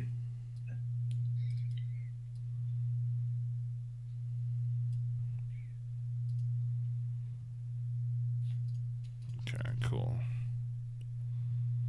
Oh, this should totally be in a different Google Drive doc that I share with y'all. Let's do that too.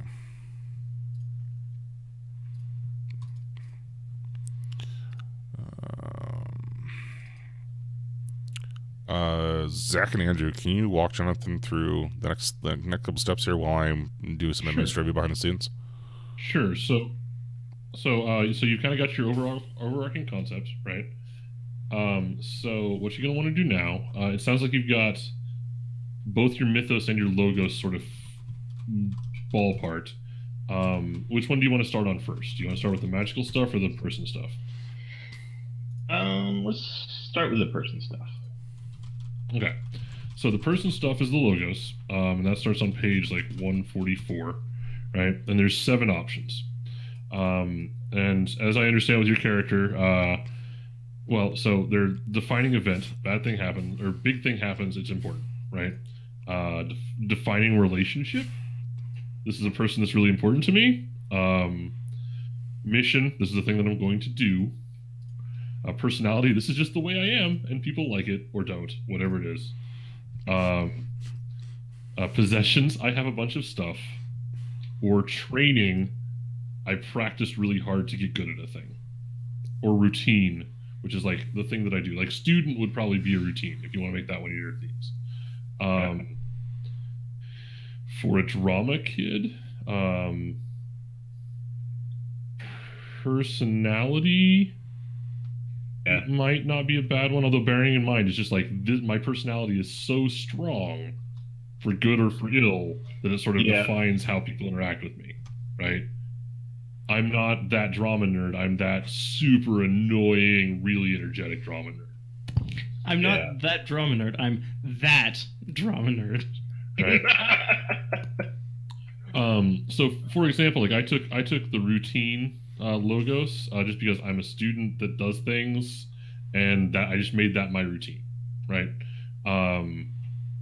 they're pretty broad, and to be perfectly honest, they're almost interchangeable in a lot of ways. Yeah, so we need to pick the baseline. The usual expectation is you're going to do probably 2 logos and 2 mythos to start with. Doesn't have to be that way. It can be 3 and 1 if you want to be like way more focused on the drama nerd part than the arrows part. It's up to you. But yeah, so what you do is you would pick one of these themes. You would think up a pithy title for it. We'd write that down.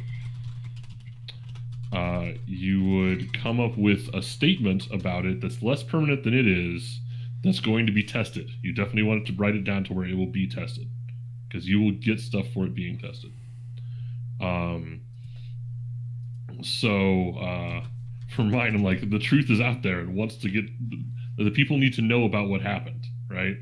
And so I'm going to try to tell the people what happened, and they're going to tell me that I'm crazy, and so that's going to change that whole thing, right? And then once you've got that, you go down to what are called the power tags, and they're basically just like 2 or 3 word fate aspects that you'll tag when you make rolls. So for your... Yeah, go ahead. All right, so I'm just looking at the little example card for personality where it has smooth operator. Mm-hmm. That's like the pithy title, right? That's the pithy title, yep. And then identity is what gets tested. Mm-hmm. Below it. Yeah. Okay. So the identity is the statement that is the question, or I guess in logos is a statement that's like, this is the thing that I'm going to try to do, and when that happens, things might change, right? And then the stuff that actually has mechanical effects when you roll stuff is down below that. Okay. All right. So I'm trying to think of the pithy thing. Big personality that's very well. No, I don't know. I'm just trying to figure out the right way to phrase this. I put the drama in drama nerd. Well, I actually do sort of like that one. It was like star of the show, but that's kind Okay. of, Yeah. we'll use that as a. Are you a diva? Yeah.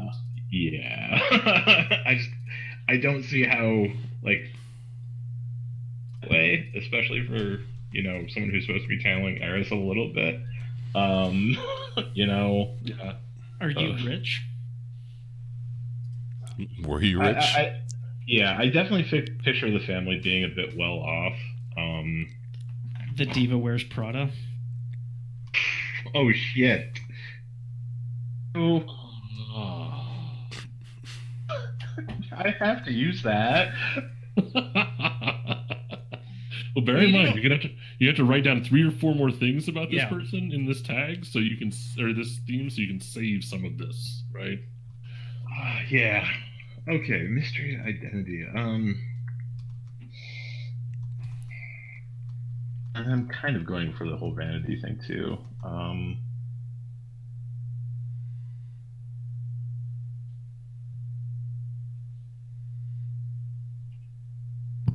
Unraveling Mirror says Detroit Public Access presents the Little Steel Benders. I'll grab some water. Keep talking. Yeah. It's got to be punched up a little bit, but I'm the person everybody wants to know. How to buy friends and influence people. No, it's like it is supposed to more trade on their personality and their winning. But because I'm kind of rolling together, like that super garrulous person combined with the fact that they're kind of vain.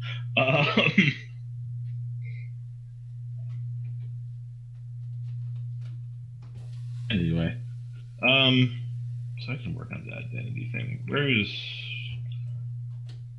tags talk about that?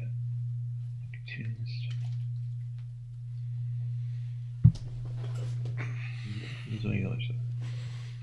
So, okay, those are the tags. Questions. The power tag questions are what help you generate. Yeah. Yeah. Yeah. Theoretically, you're only supposed to answer each question once, but it's pretty open-ended.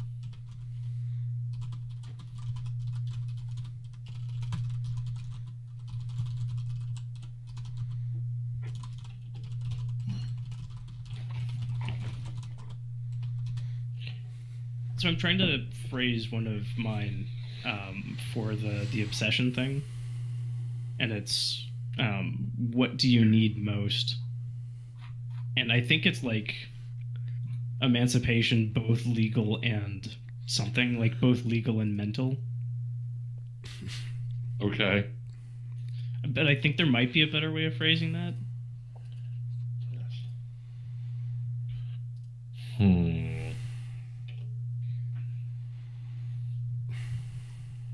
Because I don't want their parent to be like an ogre in their life. I think it's just a person who's done living by anybody else's rules.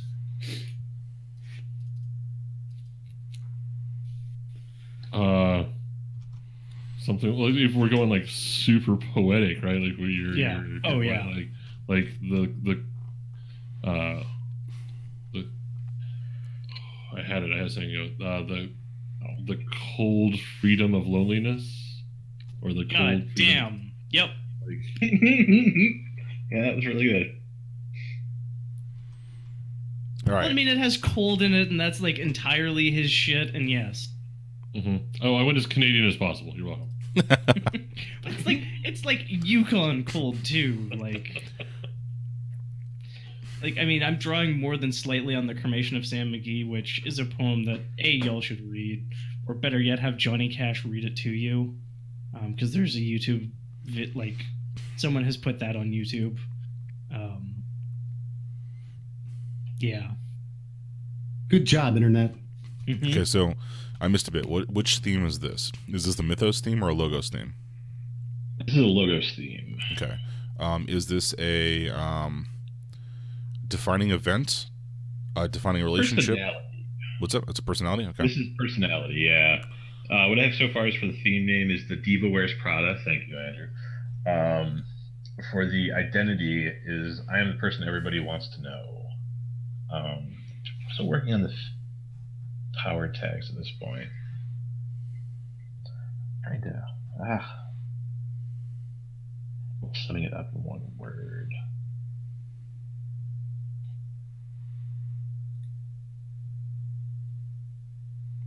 So I'm sorry. What are you trying to theme up in one word? The first power tag question there. What lies at the core of your personality?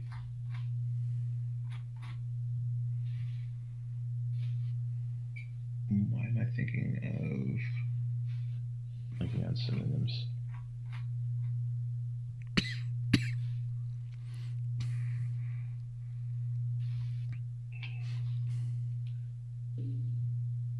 Ooh, I like that.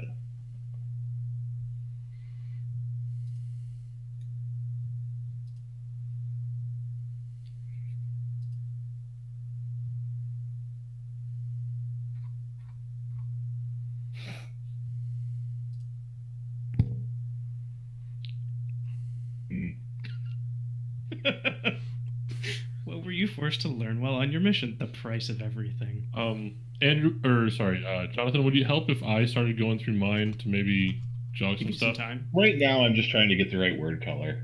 Okay. All right, so Eris is about temptation. Well, this is your. The logo side of it, but I kind of want to echo a little bit, and it's not supposed to come across as any kind of sexual thing, but it's the kind of person that you see and you're like, oh, I would like to be friends with them. Like, attraction would be the right word, but it has the wrong word color. Like conviviality? Yeah, sort The of. life of the party. This is the like the Queen playbook, right? Like Gregarious? I always think of that as more about the person themselves than the reaction they get. Fair. charismatic. Yeah. Probably, yeah. Okay, that works. Like golden personality, like the draw of. Or is it just presence? Shit. Now I really want to use golden personality just because of the echo. Mhm. It's really good. Apple of everyone's eye. Oh. No, that's the identity now. That's absolutely the identity. Apple of all the eyes. If that's your identity, there is going to be like that. Yep. That is handing me a scene on a plate 3 episodes in. All right, so Isn't that our job? Yeah. Oh, totally it is. But it is like Okay. yeah. forearmed so is for forewarned. The mystery of the identity, because this is Logos, is Apple of every eye, with the power tags of golden personality, see through the fakers, and glamorous. Stylish. The last one. More sense. Okay, so is there other stuff I need to do for a Logos? You need a weakness tag. Pretty certain that's going to be vain, or possibly all about me. It's actually one of the things that's on that list. Which For the weakness questions, into the corner. Drama queen. awesome. All right, we got a one for you. A Logos card for you. Do we do crew relationship or those extra tags? The crew stuff is something we'll work on together. Okay.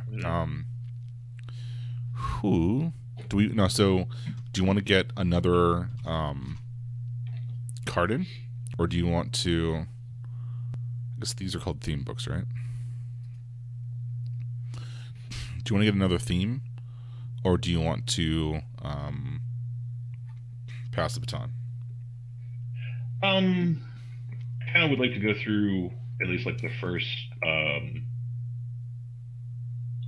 Give me an idea to make sure.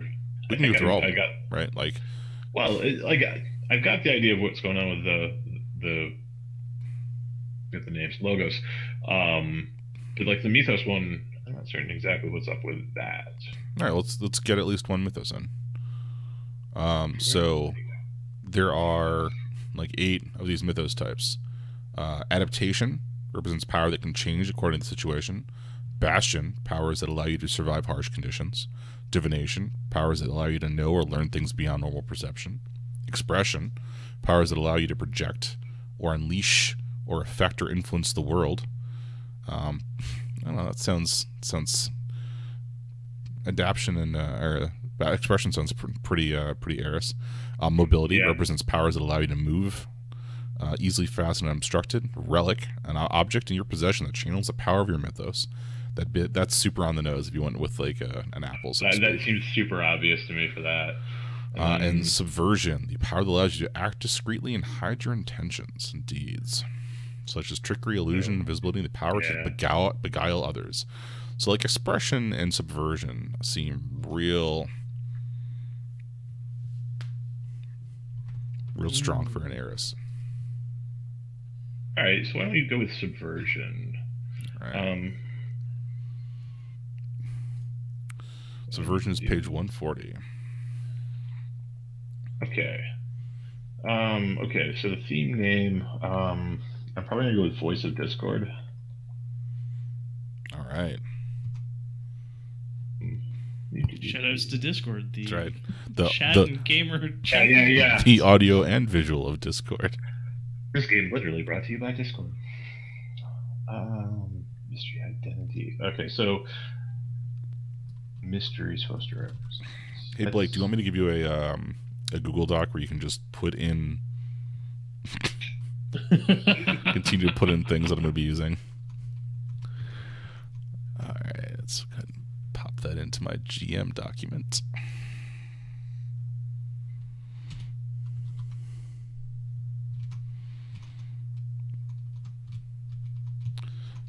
All right, so for get your concept right. Question: how does your mythos hide this activity in the real world? I think it's going to be it can secretly tamper with the hearts of others. Oof. Oh, okay. Ooh, that's good. One in every party. Yeah. And this time it's not you. Right? Instead, I'm just a depressive kid. Who Okay. knew?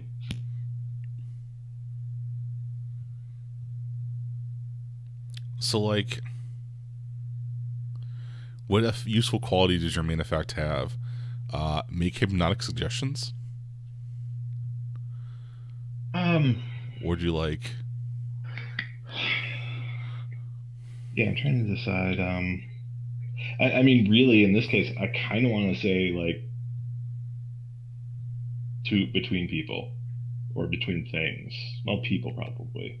I mean, all right, it depends on how we define people, but you know, beings. Mhm. Principle used to mask or hide your actions. Sense So, one's darkest desires?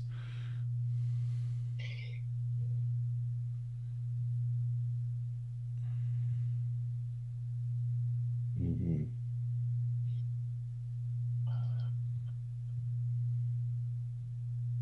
Darn it! Now I'm trying to figure out how to phrase this.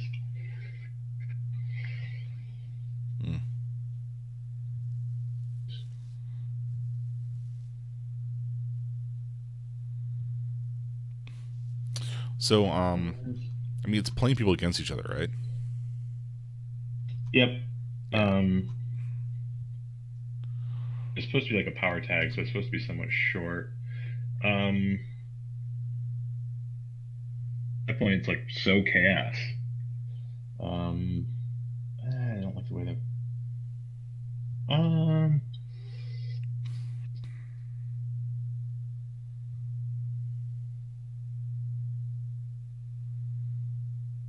All right, inspired Discord at the moment. Is it distrust? Is it sowing distrust? Is it fear? Is it fear, uncertainty, and doubt? I think it's more of like bringing people's desires into conflict with each other. It's like conflicting dreams of avarice, right? Yeah. So we have 2 characters out of 2 so far who are very keyed into the desires of others. I just wanted to highlight that. Yeah. I definitely don't think it's a bad thing.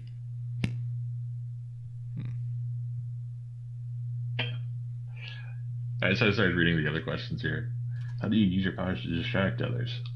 Backhanded compliments. Write it down, right?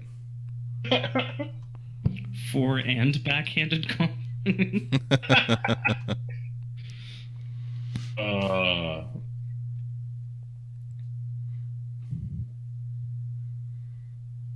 I mean, is your principal ability used to masquerade your actions, bait and switch, right? Like, not quite, but it's a playing against each other, right? Where's the principle you use to masquerade your actions? I'm gonna say innocent demeanor. Never comes across as manipulative. Like it's coming from within. Gotcha. You know, yeah. So, like, innocent demeanor, and then like your power to distract others is it is sowing conflict, right? Incite conflict. It's not quite incite violence, but yeah. Well, I mean, maybe, but right, maybe. it may go to there, but okay. So power tag. First one is innocent demeanor. What is the principle? Yeah, okay. And then I'm trying to find other questions I like. Okay. And then like, well, I answered B. What else do I like here? Let's see. I guess that would be.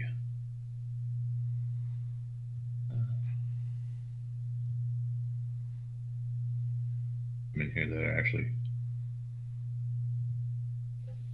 Wow. Who are you in league with? Lucifer himself. Listen, the adversary is really like just a, from my perspective, the Jedi are evil. Right. That's, yeah. From my perspective, Mickey is good.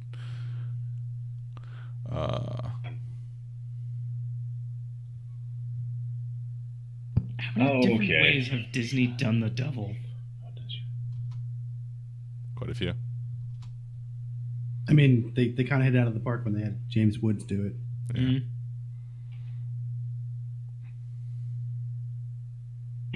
So I think I'm going to go with how does operating secretly allow you to learn new information? And it's intuit their heart's desire.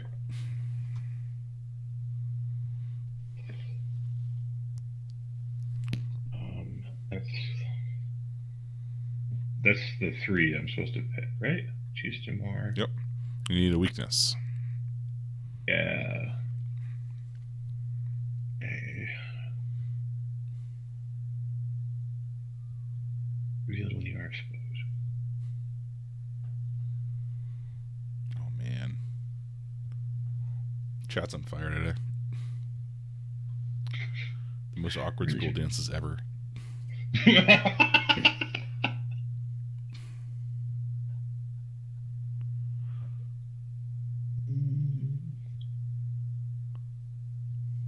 God, like that's fuck.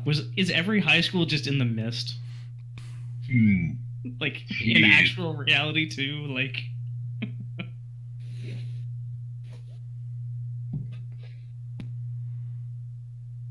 Oh god, the mist posting ads in the personal section. Yeah. Gee, like, But it's like it's the do you know what I'm new about version to of that. say? Missed connections. Andrew, that was inappropriate.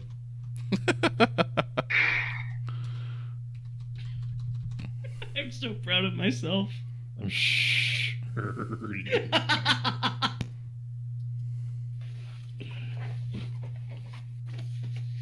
Oh wow. Anyways, we have a session title now. All right. Is it just a long groan onomatopoeia? So Yeah. for weakness tags, like, are you I'm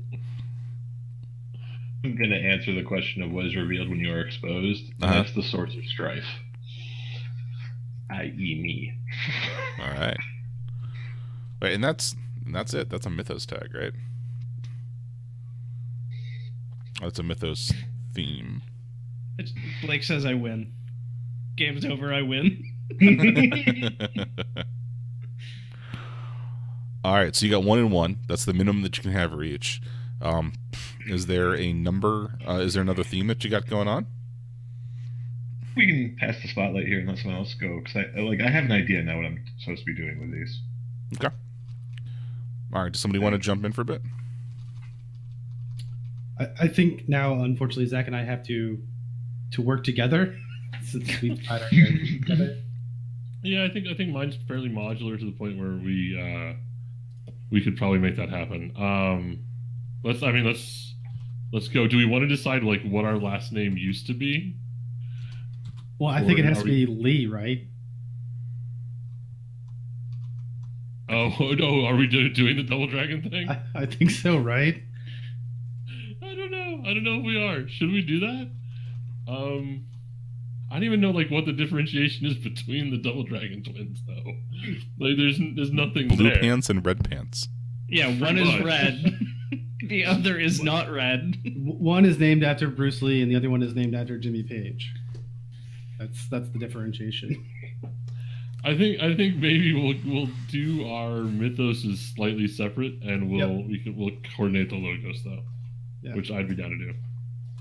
Okay, that sounds good. I feel comfortable moving forward here with my character since the characters come into focus. Okay. Not, through no real fault of my own. Like my original idea was pretty good, but apparently it was not over the top enough. So It's always never say not over the top enough. yeah. I feel like Florida Man was peak over the top. It was It's also memorable as shit. Yeah. Yes, that character was ridiculous and good. all right. What's your mythos? My character's mythos is Fu Hao, who is the mythical Chinese general who was the 46th wife of King Wu Ding and defended the Shang dynasty against all comers. So All right. a badass. And Fu Hao is legendary warrior, so I think that's going to have to be one of the mythos is expression. And Do you have a soul edge? I have been debating a relic, and I think that it would be hilarious if the character just had a gigantic hammer. Okay. Baka. So Wrong got the culture, but I think what's amazing about this one is my mythos is actually like specifically mythologically dedicated to peace. Right. And So we have sisters who are axiomatically opposed to each other. We're hawk and doving this is what we're doing. Yes. We need the outfits. Okay. awesome. Yes. So the mythos is definitely expression for this character. And Oh, before we jump into cards real quick, let me get two other things out of the way. sure. So what's your logos? So What's we your were character's name? having an argument about nerd cred. So I think that in the fashion that this character is almost certainly named Kimmy Chan. The character's primary logos is going to be her identity as a student, because that was going to be her quote way out of the family business, which by the way is running a karate dojo. Yep. I love that you're playing my character. Yeah. we inadvertently created the same character, which I think has happened before. No, I love that you're playing my normal character in this Yeah. game, and I'm playing someone else. Yeah. Basically, Zach is your mythos. Yeah. Yes. So my real mythos is Zach. Yes, got it. Okay. All right, Rob. I'm gonna draw you an Arcana unless you want to pick one. No, go ahead and draw one. Okay, and then we'll continue forward. All right. So, top of the deck. What do you got? What is that? The Tower. Oh, good. No, You didn't want to have things, right? no, nothing nice can be had. Tower is number 16. A little book here. This is super rad.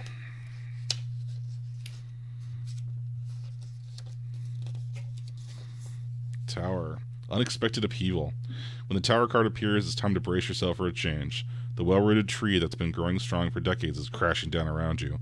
Your world may feel as though it's literally falling apart, and you didn't see it coming. Even though this phase is painful and confusing, it will be over soon. You look back and feel grateful things changed. You might even see it as a personal breakthrough in the end.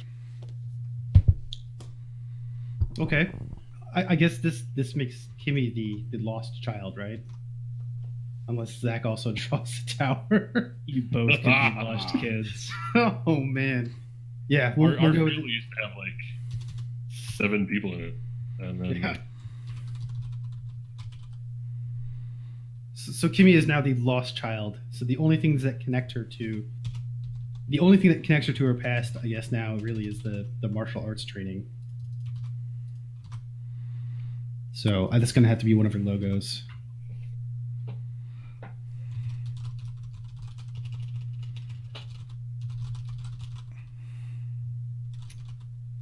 So yeah, I'm seeing. Right. Yeah, routine and training are her logos.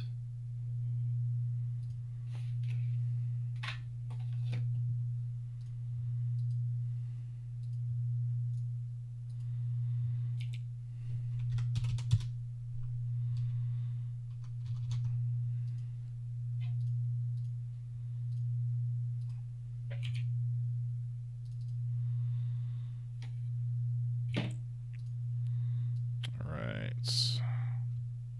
Bing. No, that's not where that goes. Okay. So the first one you're working on is a mythos, you said. Yes. So the mythos theme that has to be done because this character is expression, legendary martial artist. Okay.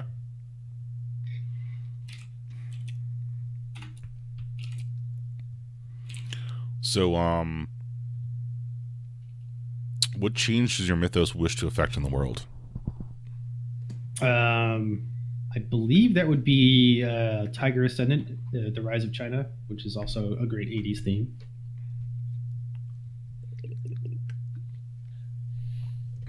And I guess the destruction of Detroit's steel industry plays into China's hand. Wow, that's a deep cut. We're really getting down in the weeds on this one. Okay. All right. I did not intend this, but it works. Yeah, definitely. Okay, so power tags. Get a bunch of different questions here.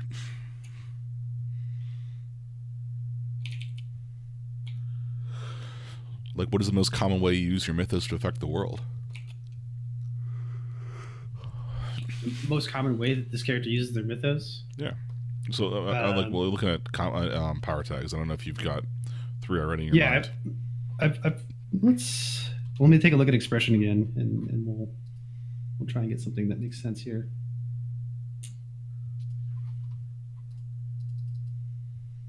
Did you decide that you're making like a relic sword? Yes, the character is definitely going to have a relic because that's hilarious, and it's going to be a giant hammer because that's extra hilarious.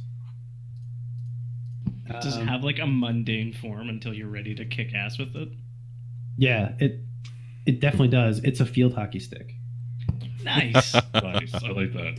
I was going to suggest like a crutch, and you've actually got like a broken ankle. But that works too. Does have a broken ankle? No, yeah. Field hockey stick. And that's one of the things that changed. The character used to be a jock, obviously.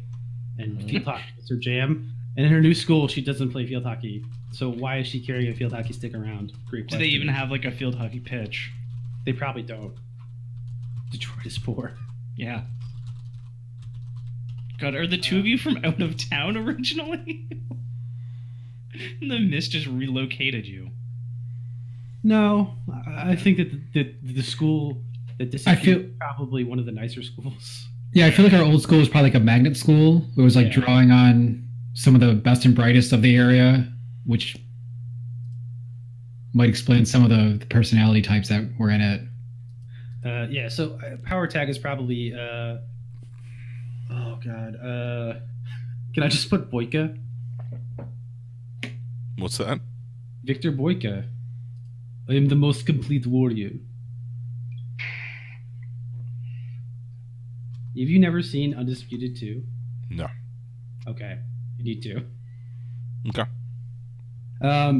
So I guess that power tag is complete warrior, as in capable of all martial arts, including, I guess, MMA, before MMA exists. Okay. Let's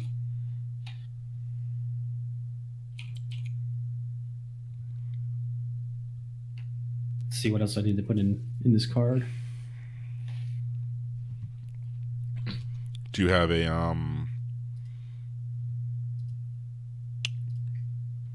character sheet? Oh, are you filling this out somewhere else, or are you filling out a character sheet? I'm filling it out somewhere else at the moment. Okay, cool. I like Notepad because it lets me just take notes. Yeah. All right. Do you have do you have 3 powers? 3 power tags? Let's see. So we just did A. Mm-hmm. Ultimate Fighter, Complete Fighter. Let's see. I don't want to step on Zach's thematic piece, so it's got to be something violent too.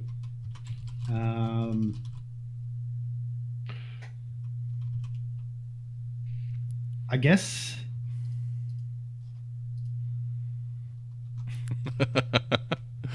Andrew, I popped that. While I was playing field hockey, I also studied the blade.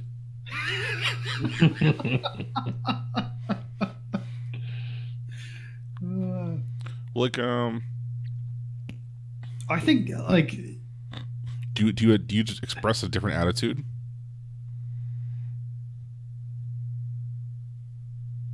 maybe I think it's better that it sticks with thematic stuff. So Okay. like her complete warriorness, allows her to selectively hit targets in an area. That's great right there. So instead of hitting everybody with the giant hammer, she can precision target people. Okay. So trick shots. Yep. And I think when Fu Hao is here, she is absolutely ruthless, no mercy. Yes. Cobra Kai. Sweep the leg. With your giant hammer. With the giant hammer, yes. Yeah. That's the other Mythos theme, the relic. So what's your weakness?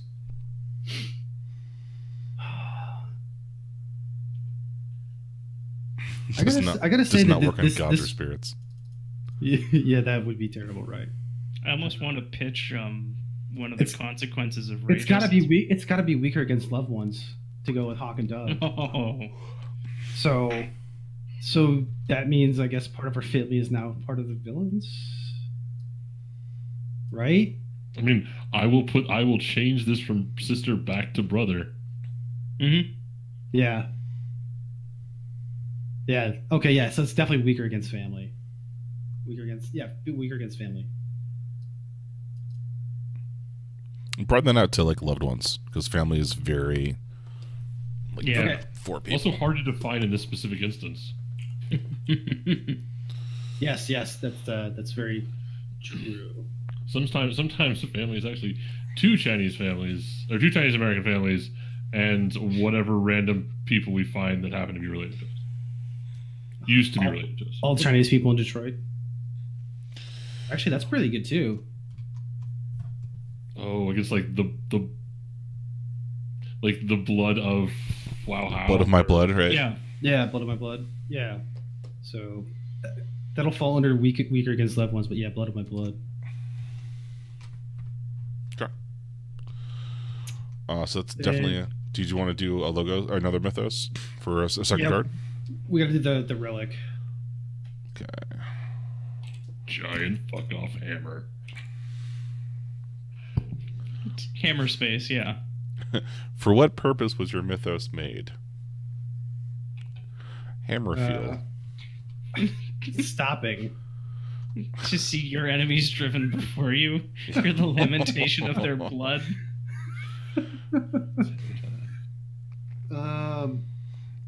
Is a weapon? Yeah, no. It's a weapon forged to defeat the hordes of Mongolia. In my test case for the relic, the answer to that question was it's a fucking lightsaber. So I say go for it. Stopping and not collaborating nor listening. That was strong. I couldn't let that pass. It's a weapon forged to not stop, collaborate, or listen. Yeah. Well, it's still there to stop, but it's not followed by collaboration nor listening. Is the weakness that it doesn't collaborate or listen? That is great. So there's a weapon forged to, quote, not stop.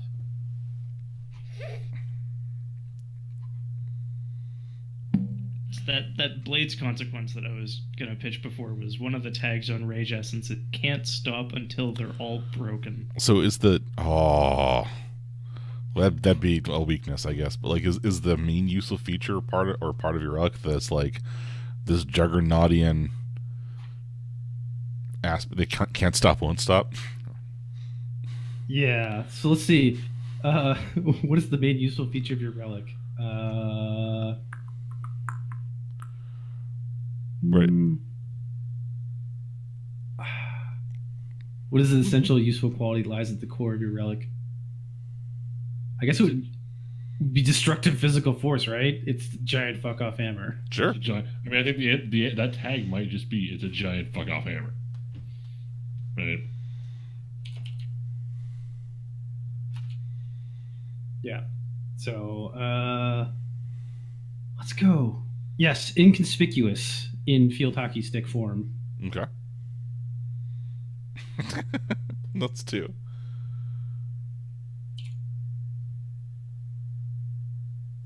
This character is kind of like Chinese Thor. One of the instructors Like mysteriously Thor. disappeared, and her family insists she helps out and take over their classes after school. The students are, predictably, the worst. I really love also that you're doing like the Dr. Donald Blake side of Thor as well, because most of the time you're just a skinny little Chinese high school girl with a field hockey stick. So what element of the relic are you only beginning to unlock? It's got to be can shoot lightning bolts. Exactly, like it's what are you just beginning to unlock? It's actually Mjolnir. It's a giant fuck off form of Mjolnir. So the weakness, I guess, is going to be does not collaborate or listen. So like, can't stop, won't stop. These are both options, right? Like can't Yeah. stop, won't stop makes it more likely you're going to like smash through something you don't want to smash through. Won't collaborate or listen means that like if you're in a fight you won't have any help. Okay, yeah. So does not collaborate or listen, which means that other characters cannot convince this character to stop once the hammer is in effect, and they cannot fight in coordination with any other characters once the hammer is in effect. Does That- not collaborate that sound like- listen is a strong weakness. Does that sound like a good weakness? I think That's- it does. that's Especially pretty for weak. a character that is functionally there to destroy everything around them. Yeah, so Congratulations, you've made a barbarian. so just from a mechanical standpoint, what the weaknesses do is you tag them for penalties on rolls to get experience, essentially. Yeah. So yeah, Let's see. it's a pretty good one. I guess that's D. What has changed in you in the worst because of your relic? Won't collaborate or listen. Does not collaborate or listen. You're gonna be such an annoying older sister. 100%. Oh man, we gotta get So- somebody to run this game. So Or I does can the play it. younger sister get the hammer? Is that funny? It's gotta be the younger sister, right? Yeah. All right. So the logos are easy. One is routine. Goes to school.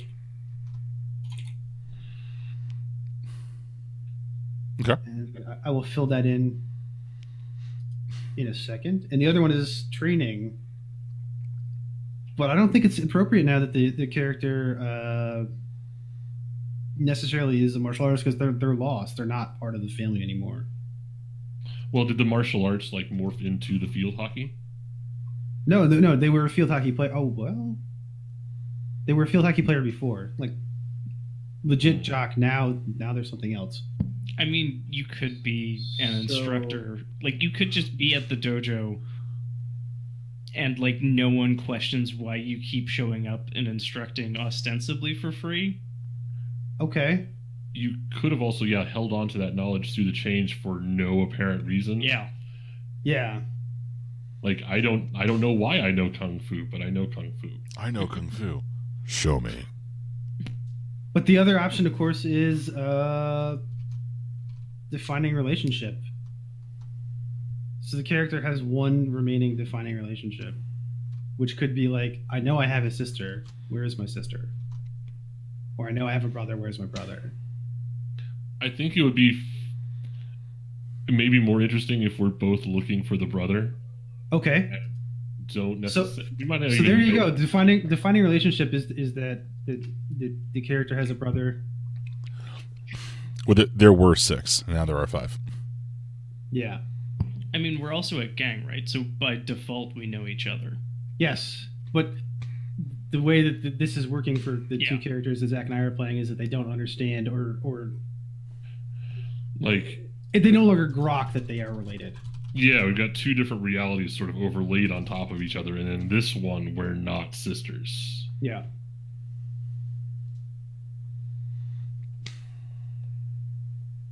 So yeah, we'll go with defining relationship, and I'm uncomfortable letting Adam take the stage now. I will finish up my stuff and send it over to you, Mike. All right, Adam, where you at? Still trying to get my idea in order. We'll go with it. Do you want me to skip you and come back? You can go right. You can go right. If Zach wants to go, yeah. If Zach wants to go, but I can go. If you want to go, that's fine. But if you'd like more time, that's fine too. All right, Zach, hit us. Yeah. Okay, cool. So at what point do you want to give me my major shaking arcana here?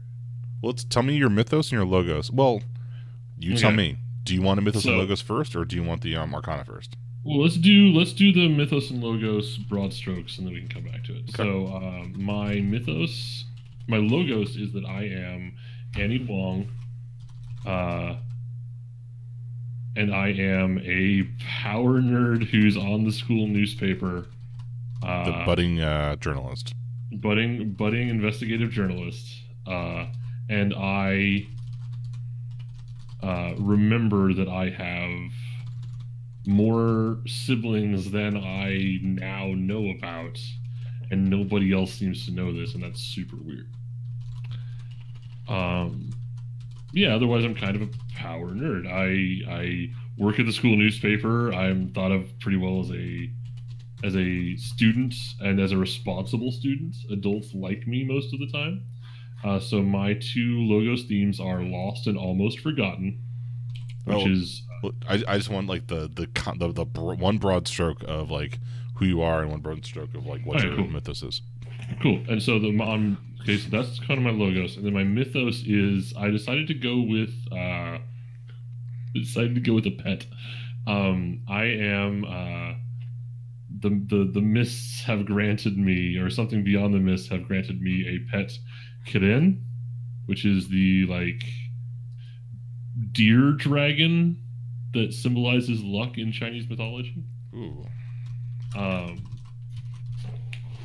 And it follows me around and doesn't actually like me that much, maybe, but apparently is responsible for me somehow.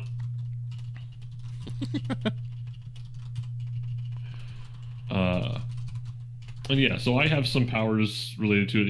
It's associated with luck and prosperity and like good crops and peace. It's very peaceful.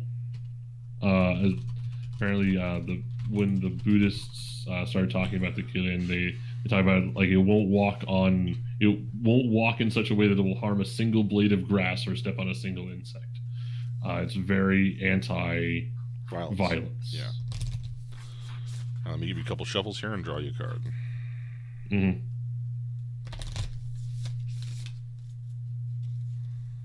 So yeah, I think temperance is a little too on the nose. Let's see what you get. Alrighty. Damn it! What is that? Is that? Oh, that's the lovers. The lovers. Ooh. Oh, God, what? All right. Zach. We're really going against type here. Okay. Lovers. Zach, you look like a cadet in headlights. 2 Canadian geese are mates for life. Wait, really? I didn't know that about Canada. Traveling partners with an expansive sky. The Lover's card is a welcome sight in any reading, as it suggests a beautiful and strong relationship on the horizon. Yes, you'll experience all the thrills of desire and romance, but meanwhile you'll be building a solid foundation together. The lovers honor and respect each other, and with that, they can go anywhere. If you're already in a relationship, it's time to be grateful and nourish this rare and precious gem. If you'd like a different arcana, we can do that too. Because I'm not hearing, oh yeah, that's totally me. Well, I mean, it could be. I'm trying to think. Everybody else's arcana is like doom, gloom, destruction, despair, happiness, and joy. Choice of potential partners, decision about an existing relationship. Like, does that just is that just a reference to my sister who's also here? Possibly. because the other option is we've established apparently that there's more than just the three of us two and the brothers. So maybe there's like a second brother or a third sister that also got mythosed and isn't part of the crew, and so I'm like dragging them through this whole thing, trying to keep them safe when their mythos is apparently probably trying to eat them or something. Would be the other option.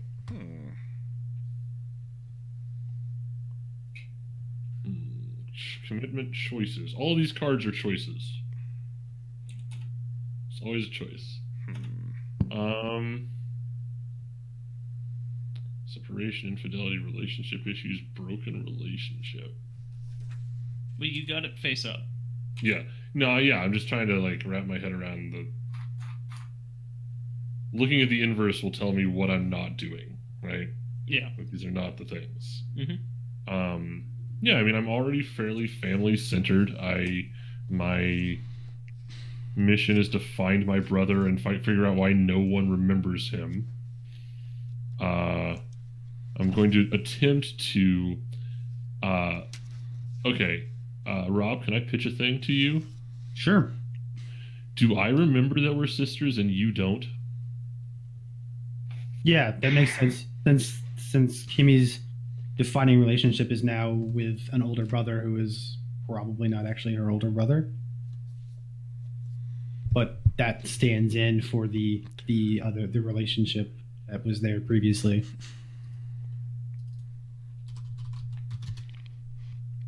Okay, so I will change my mission statement to I will learn why. Is it Katie or Kimmy? Kimmy? Why Kimmy doesn't remember we're sisters. And so, yeah, I have Kimmy. I don't know where the brother went. But I have this one here, and I'm going to try to convince her or find some way to make her remember that we are siblings. Because right now, she's just a crazy person with a hammer. Yeah, and the older brother's name is Jimmy, and he is a police officer, and Kimmy totally looks up to him. Does remember Jimmy. Okay. Yeah. Does that... I mean, that's not... I guess that's not terribly earth-shaking in Arcana to go into the pre-existing character, so if that doesn't seem... I was going to pitch that maybe there's a relationship between Bill and your character, Zach. Okay. Because, like, school paper nerd plus poetry nerd seems pretty... They like library nerd out together? Yeah. Okay. Yeah. And I mean, it brings, like a hint of positivity to my character and also kind of to the setting. Yeah. And I mean, the card can influence all of these things. Well, yeah, so, okay, yeah, I like that. I also like the interaction between, like, you working in a pawn shop and being obsessed with the things that you're obsessed with, and, like, the fact that a couple of my tags have to do with good luck and prosperity in... Well, and, like, I can be a source of information for you, because I can be like, oh, yeah, you should talk... Obsessed with whatever. Yeah. No, I like that. So Annie and Bill are in a relationship. How long have they been in a relationship? That's a really good question. Also, it's probably like janky now that we're at different schools. No, that's got to be a major source of like stress. Do they even know? I think they know. I think like they are the star-crossed lovers, not the like the time is a flat circle lovers, right? This was supposed to work and then didn't. Gotcha. And also, like, my parents hated you. Oh, yeah. But so my new parents don't. I'm going to change the An Obsession to I don't need anyone else to I don't need anyone beyond Annie.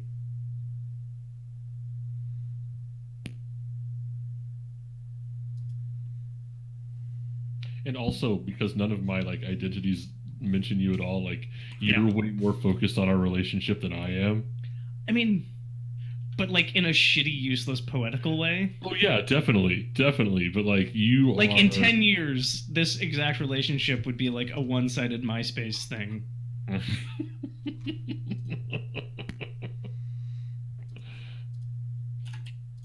I like it. I like this. I like all of these things. All of these things.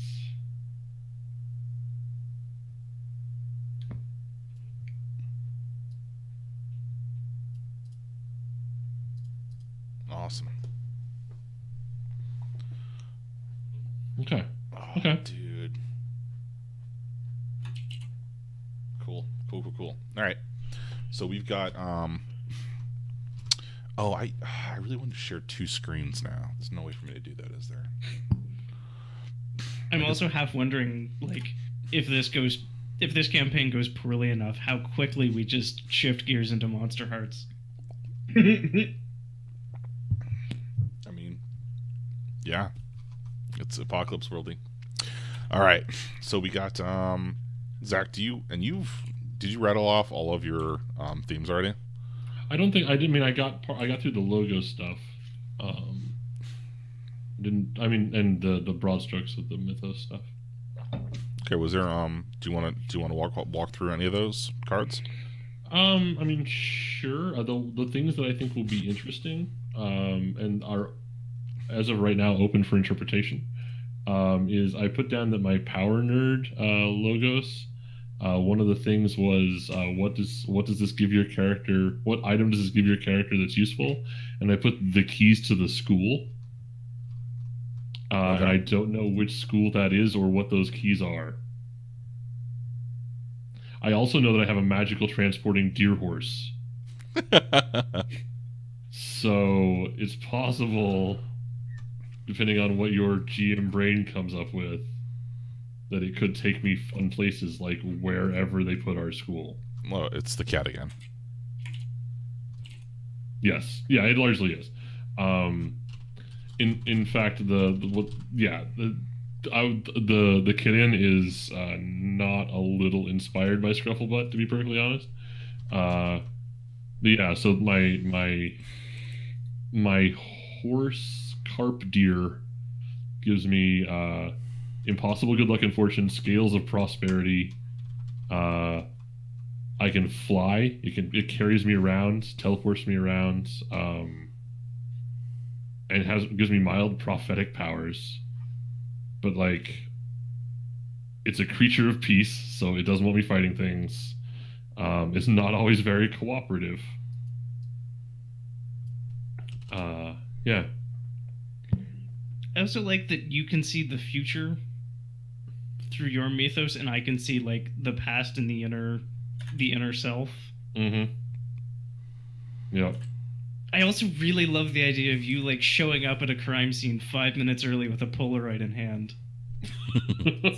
So as a catch here, I'm thinking that Annie used Kimmy as sort of her muscle previously. So Kimmy has learned a lot about the dirtier side of investigative journalism. So Okay. I'm thinking that's her training now. So she's learned to sneak around. She's learned a lot about crime scene investigation, and she's got an eye for detail. But her weakness is she can't put it together. She is very short-sighted. So without Annie, all of her abilities are pretty useless. See, that's amazing because one of Annie's weakness tags is that I overthink everything. Yeah. And I'm focused to the point of obliviousness. So if we can ever get you to collaborate and listen. Yep.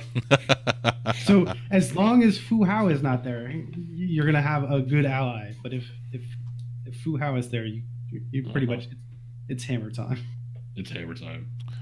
So what is Annie's secret pain? Annie's secret pain. Secret pain? How many siblings don't you know about? Yeah, I think that might be it. Like, what don't I remember? Because I know things or I find things out, and this weird thing happens that I know parts of. What don't I know? Yeah. Do you have something that like underscores your ignorance?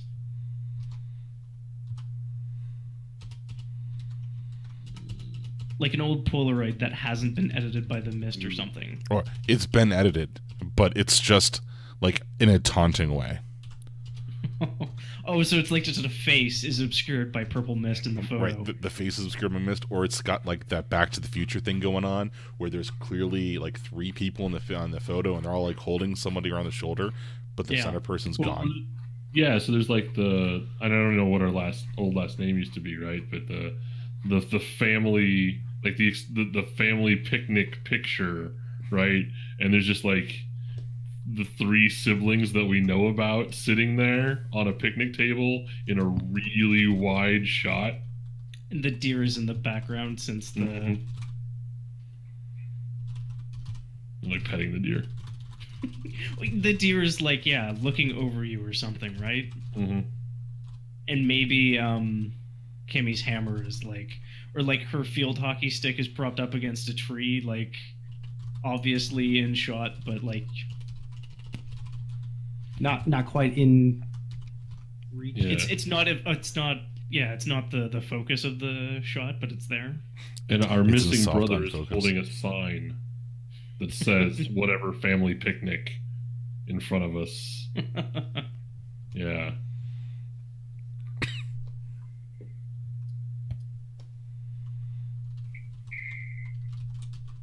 To tie into the vaguely prophetic nature of your stuff, is the date on the photo like future dated? Oh Jesus. No, it's like 30 years ago. Okay. Right. It's like 1984. I thought we were set in 1980s. Okay. But right, but like the year seems to be, 2014. You're in the park. That is where the school used to be. Mm-hmm. Yeah, But we're the like lake is now. Yeah.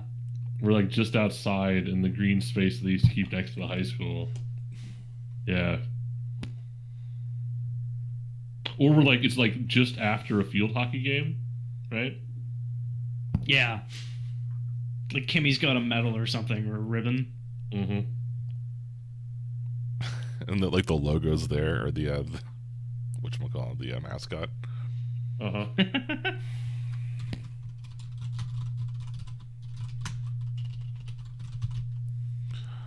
All right, so see, I asked Andrew when somebody missed bonuses from their old school. For Annie, you guys already talked about how there's not a paper here, right? Well, I think there's not a paper at my school, but I At your think there is one at Annie's school. Okay. I've got to. Annie's going to the nice school. I decided that Annie's new parents are like a doctor and a lawyer. Like we're not super rich, but we're doing pretty well for ourselves for like this time in Detroit. Mhm. So So is 1985, or were you displaced from 1985? I think that's the center, like that's the hub, and then Yeah. spokes go off in multiple directions. And Okay. yeah, so that's like I said, that's like coil prime in our flat circle, and then everything else sort of goes out from there. Luckily, we live in the future, so we know what Detroit looks like.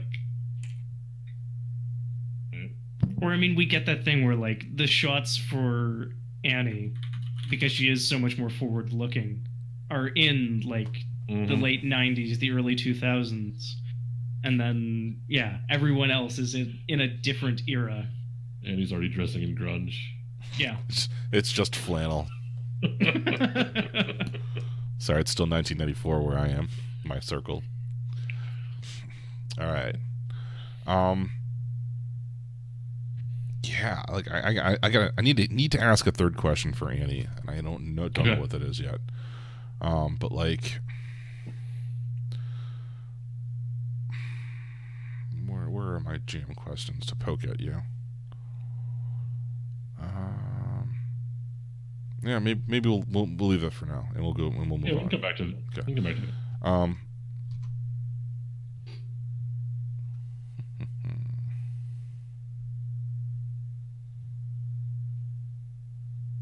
Yeah. All right, Adam, how you doing?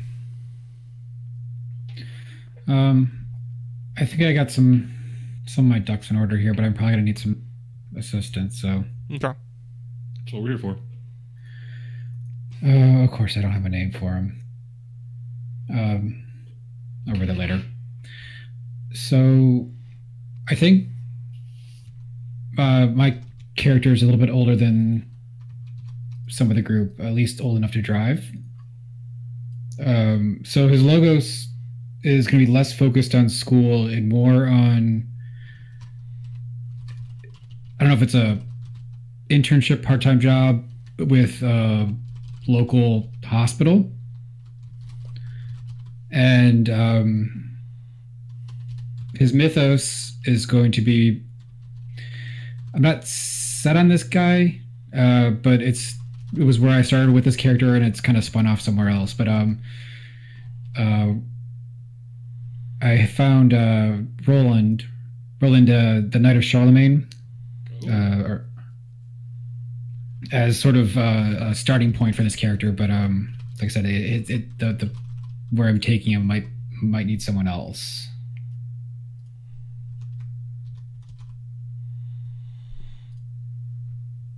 I don't even get that reference. Sorry. It's okay. It's alright. It's kind of a deep cut.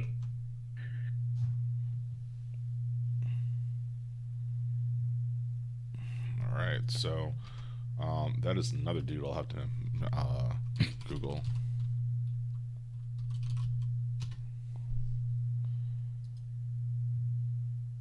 Oh, this is Song of Roland? Nope. No, different Roland? Talking about Different ones. the Paladin Roland, or I was, yes. That's the one that Adam's actually talking about. I'm Yeah. I'm making a Warren Zevon reference yeah. because I'm specifically that kind of nerd. It would either be the Song of Roland or the Song of Orlando, depending on how Spanish you are.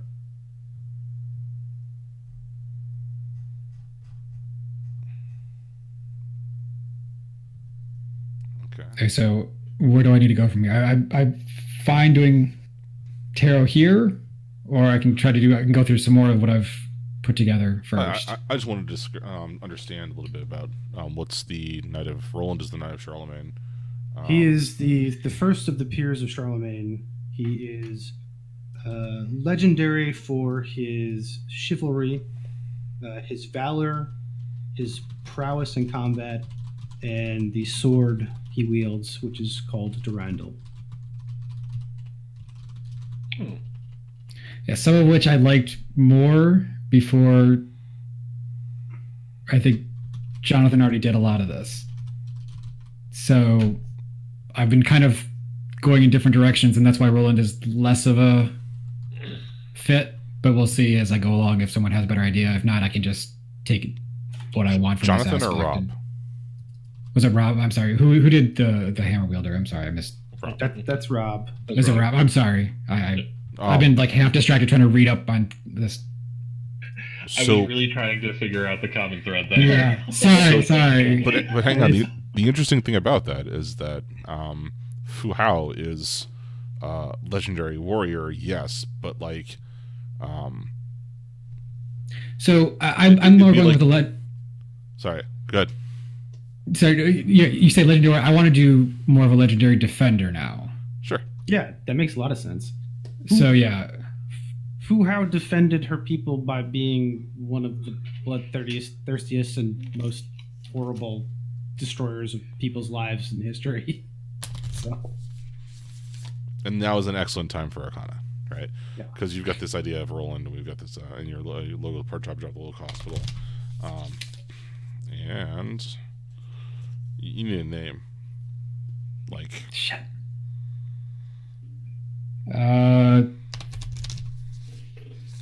Just call him Blake for now. Blake. Here's a really stupid idea. Does Roland like chase his namesake?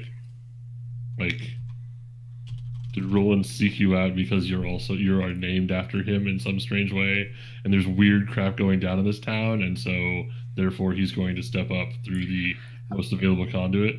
I considered naming him after the same, but I wasn't sure if that was.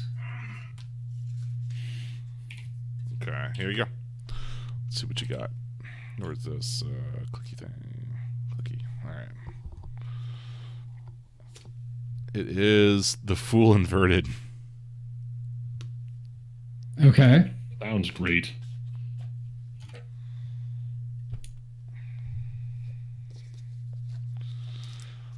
The Fool. Spontaneity and innocence. The Fool is ready to fly. His young wings ache for flight, and with a single step he leaves behind the comfort of the nest to begin the journey through the major arcana. Is he ready? Will he fall? This is a card about beginnings. He points to the side of you that is spontaneous, excited, naive, and inexperienced. Others may doubt your abilities. Be ready to be called the Fool. Be ready to fall. No matter what people say about you, this is your journey and it's just begun. So what does it mean if it's inverted then? Caution. Yeah, the keywords I'm seeing are naivete, poor judgment, folly, lack of direction, stupidity, and chaos. So looking before you leap. Because I was definitely going to go with someone who lost their innocence young. I mean, it's inverted, so Yeah. So Yeah, because what was the phrase, the weakness, or the mantra thing? What was that called? The thing the pain. Oh, the secret pain? Secret pain, yeah. Yeah, I had that, and I was going to build up around it too. Okay.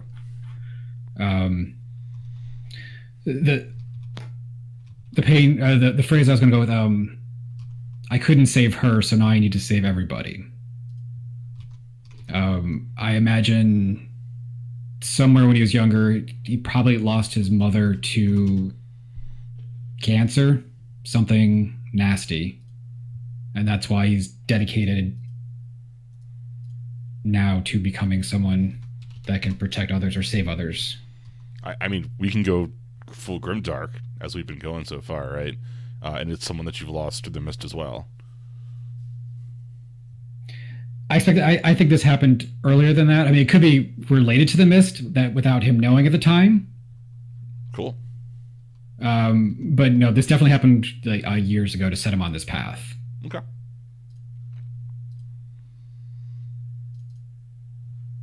Did you lose your mother at the hospital, or did your mother work at the hospital? Was your mother... No. Sorry. I think her mother was just sick. I didn't know it's necessarily a tie in that. Okay. I mean, sometimes people just get sick. Yeah. Yeah. Not today. You don't accept that when you're... Right. So are you like an EMT in training? Is that what you're doing at the hospital? Something like that, yeah. That is definitely a knight in shining armor archetype for our modern day. In a lot of ways. Riding to the rescue on your steed with a siren. So while talking about that, I had two things that I wanted to do with Logos and Mythos, but they're almost already they're sort of tied together or mirrored each other. I'm not sure, because I wanted one of his the Logos to be a possession, to be like a 73 Camaro. Okay. That he Can I interest you in a Barracuda? so they use No. And every song inside of it is by heart. It's not relevant, bro, because whatever vehicle you choose is going to be the Barracuda. Yeah, I know. So I'm just going to wait 3 sessions and change it to a Barracuda. It's just going to be that, yeah. But yeah, then have a Mythos where that's tied into a mobility domain or theme book. Huh? So that it sort of transforms into his steed. Should have got you when he's Chariot. Yeah. I'm thinking more knight and steed kind of thing. The Arcana, sorry. Oh. Yeah, that would have been more appropriate, but yeah. And then the other Mythos would have been Bastion for his armor. Yeah. And the other Logos would be training for medic. Okay. Do you want to walk through some of them so that you understand the process of picking up upsides, downsides, that sort of thing? Yeah, so I kind of want to work through Bastion. Okay. And then I have no idea to do with mobility either, because I mean they don't even. Well, I can go into that next. So the tags that are recommended under like A for Bastion, are those like the only options, or can you pick from? No. This is all about getting your mental juices running, right? Okay. Yeah. So like, what qualities or ability granted by your mythos most often protects you? I mean, that could be the like. Well, I like how the under F, what secondary defense effects does your defense have? Where it goes from invulnerability to harm only makes me stronger. So, if A is the invulnerability, then I like the harm only makes me stronger as a secondary defense. Okay. And do you then turn I'd also- green when this happens? No, not angry defending. Does when your Bastion like goes off, like when you're getting protected by your mythos, do you have like spectral armor on? Like, does it sort of just appear? Yeah, it's definitely something that's manifested. Well, Well, and, like tabard with like the cross on it or something, and it's like the modern day medical cross, right? with the like Staff of Caticus? Yeah. And I also like the B option of having a great golden shield. Done, right? Like, boom, they're your three power tags. So I got to be honest, the character that Adam has presented works perfectly with the character that I've built, because it doesn't rely on the cooperation of my character at all, or defend everyone else. And also, like, if I almost called Adam Gosrin, takes a hit, right? So yeah, so I didn't. There's some Juggernaut blob thing going on here too, with the hammer versus the indestructible skin. And then I might use this one where I take another strength and weakness, but I'm not sure yet, because I need to figure out how mobility can be fun and interesting to play with. What's your weakness for Bastion first? What was it? The shining armor is easy to spot. Oh, it's obvious. Oh yeah, I do. I just like the concept. Sorry, go ahead. Does your skin just turn to gold? Because that's When awesome. like people see you and know that you're a person they can come to for help. Mhm. Yeah, you shine like a beacon. Beacon in the night, kind of. Well, and like I mean, maybe half of the scenes were shot in like you're in an EMT's uniform. People are like, "Holy shit! Like, help! My father just started choking or whatever." Right? It's obvious Blake is a good guy to Yeah. everyone. Yeah. Yeah. And then if I do the second weakness, it's probably going to be savior mentality. Because hey, why not? Which means Blake basically careens from disaster to disaster. Hmm. All right. Okay, let's deadly do right. All right, and you want to look at mobility real quick? Yeah, I wanted to see how to find a way to make mobility an interesting. So how does your mythos move you or others?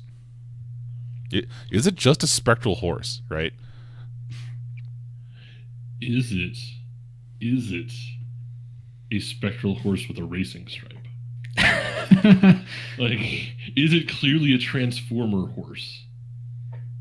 Right. Like a I did like camo that. horse? Yeah. We're going right to horsepower, you know. Now you're thinking with robotics. I don't know how far you've gotten in Persona 5 yet, but one of them gets a motorcycle. No, I have not gotten that far yet. Cool.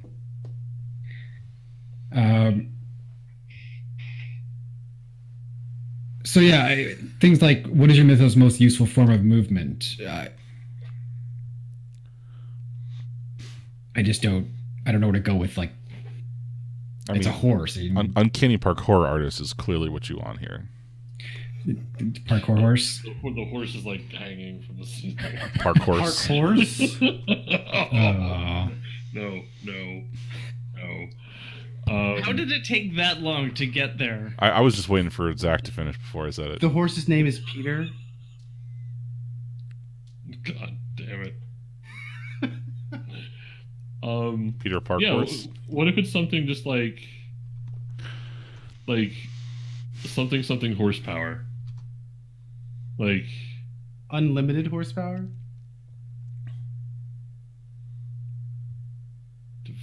divine horsepower. Well, okay, so if you want to spin it around, it says graceful, right? Nimble, graceful, or dexterous movement. Roland was a knight of Charlemagne, right? Like, do you want to tap into that aspect of horsemanship, right? Is this steed not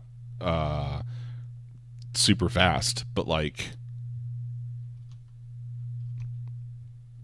I don't want to say super pretty because that's not the right word. But Yeah, horses are handsome, bro. oh, like, Is the horse super flatulent? What about just like chivalric horsepower? Right? Because it does all the things a nice horse I mean, does. How it's about really about no, it's how about the it's- classic Chevrolet? what about effectively like not like short range teleportation? And Well, I don't mean walking, but You can get yourself into trouble because that's the kind of person you are. like you can cover short distances instantaneously as long as it is to intercept a blow. Yeah. Little or metaphoric. Like, because if your car was a Charger, this would make total sense, right? Oh. But Yeah. Why not a Mustang? Ooh, that's a good one too. Although Charlemagne didn't have Mustangs, so Apparently, like- neither do we. We've just learned that they don't exist. So most useful form of moment, like, yeah, charging In into the- battle. or in the way of danger, or Yeah, In harm's way. Yeah. in harm's In way. some way. charging into the fray. Yeah, something. Like it's most useful for getting you into the thing. Into trouble. Yeah. right? Headlong into trouble.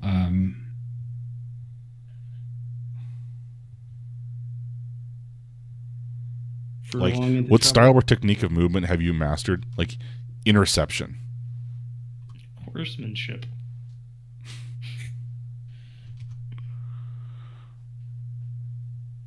What's the dancing horses called again? Yeah, dressage. Dressage. There you go. What a ridiculous skill to have mastered. No one will expect it. It's All the- yeah, it's dressage the and know mythos, where to right? go. It's pretty horsey, though. How can you use your powers to restrain others' movement? Can I talk you into you having a lasso? I'll sell you on the uses of a lasso. And it compels people to speak truth. And then I have just mix up Captain America and Wonder Woman. Yeah. I mean, that was Zach's last character.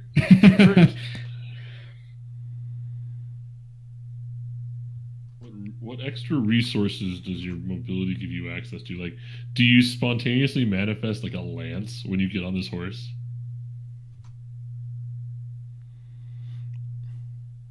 Or I mean, No. to go with like the hospital angle, like bandages. Maybe- No, why doesn't he just have a medical bag available to whenever he's Yeah. using that ability?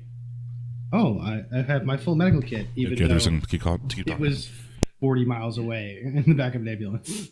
This guy was not associated with the Grail, right? I mean, technically, all knights are required to quest for the Grail. Saying that's pretty medical healy. As long as you choose the correct cup, I guess. a special resource can be mystic, right? It could be just sort of a magical font of healing something, or I mean, doesn't really go with what Roland did, but well, these are open to interpretations. Also, it's possible you're taking like the original mythos behind Roland, and this is the remix of it you're getting. okay. Right? Is it a unicorn? Does it have unicorn healing powers? I mean, it could. It's an option. Tears of a unicorn. I'm just putting stuff out there right now. Yeah, no, that's fine. Throwing things out. Can you use it to like? Can it like part the mists? Like, is it like one of those magical horses from the fairy tales that can travel between here and fairy, which is the other side of the mists? That's what I mean. Yeah, another character that goes into the Never Never. I mean, the mist. Well, I mean, if it's a unicorn, then it can part away to the Never Never. Yes, again. Does it fight for you? Like, does it do the rearing, charging thing? I mean, if it is a war horse, that it kind of makes sense. I was turned off. A literal and metaphoric charger. Yeah, no, that's what I was going for, yeah. Is that to go from a Chimera to a Charger now? You're morally obligated to ride a unicorn, dude. Chad has spoken. Okay. Well, there's that. It's a unicorn now. You don't have to if you don't want to, but it seems pretty great. So, So, I mean, even if it fights for you, you don't actually kill anyone because they're getting stabbed in the chest by a unicorn. So they're fine, more or less. Seems like getting stabbed in the chest would be more or less, but it's a unicorn, so the horn heals you. Okay. I did not know the unicorn horns healed. Yeah. Just going with the whole everyone covers up what the mist does, so no one can see the unicorn kill anybody.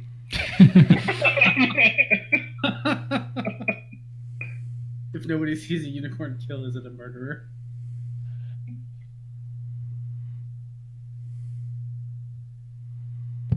Good, Zach. You linked the right thing. Mm-hmm.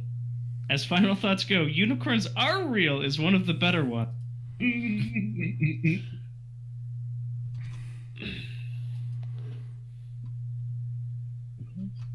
Also, if you go to the website, click the red button Yeah. for like a bonus panel, if you're not familiar.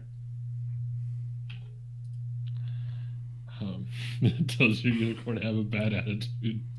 Because it's made out of an American muscle car, right? Yeah. Badass bad unicorn. It's made out of, oh god, it's made out of a ton of Detroit steel. Oh, wow. So it's literally the avenging spirit of Detroit steelworkers. Yeah. Damn. We got there, everyone. Oh. All right. The unicorn is now more bloodthirsty than Roland, or than Blake. But that's good too, right? No, No one that's the says thing, it's only right? one mythos that's speaking through you. But also, like, that sounds like a really good weakness to me. Mhm. That my unicorn is It's bloodthirsty. bloodthirsty as fuck. What impedes you or slows you down? Wild horses. The stallions? Oh, God. The unicorn must feast on the flesh of the fallen. It's not grazing grass, right? Don't make me Google Feast of the Unicorn, guys. Don't make me do it. Feast of the unicorn, do it. It's my Flight of the Conchords cover band. No, it's a really stupid old magic card. Oh, okay. Oh, I think I might actually know what that stupid magic card is. Yeah, it's I don't think we're getting into this. I don't think we're recurring into a different discussion of a different WotC product. I mean, not magic. Totally not Right. magic. All right. Oh, when you Google unicorn transformer, you just get Unicron. Not super helpful. I mean, you can tell it. Don't correct me. I know. It's just like the first three. There is a unicorn transformer, by the way, apparently. Okay. Like, I feel like something sinister is actually happening in this one. Like that seems... Oh, yeah, I saw that too. Right, but that looks terrifying to me. That doesn't look okay in any way. It looks like that person's about to get et. Mm-hmm. Unicorns are real. Or bam. Bam.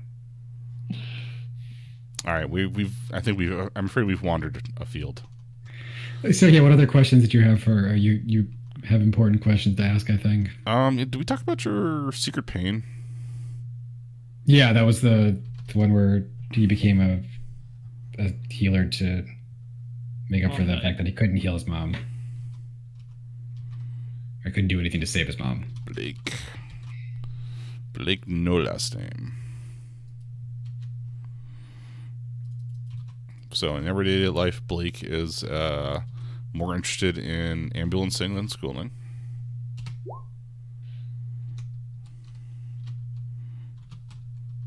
Ambulance, was it EMT in training? Sure. Secret pain is lost my mother. Is that secret though?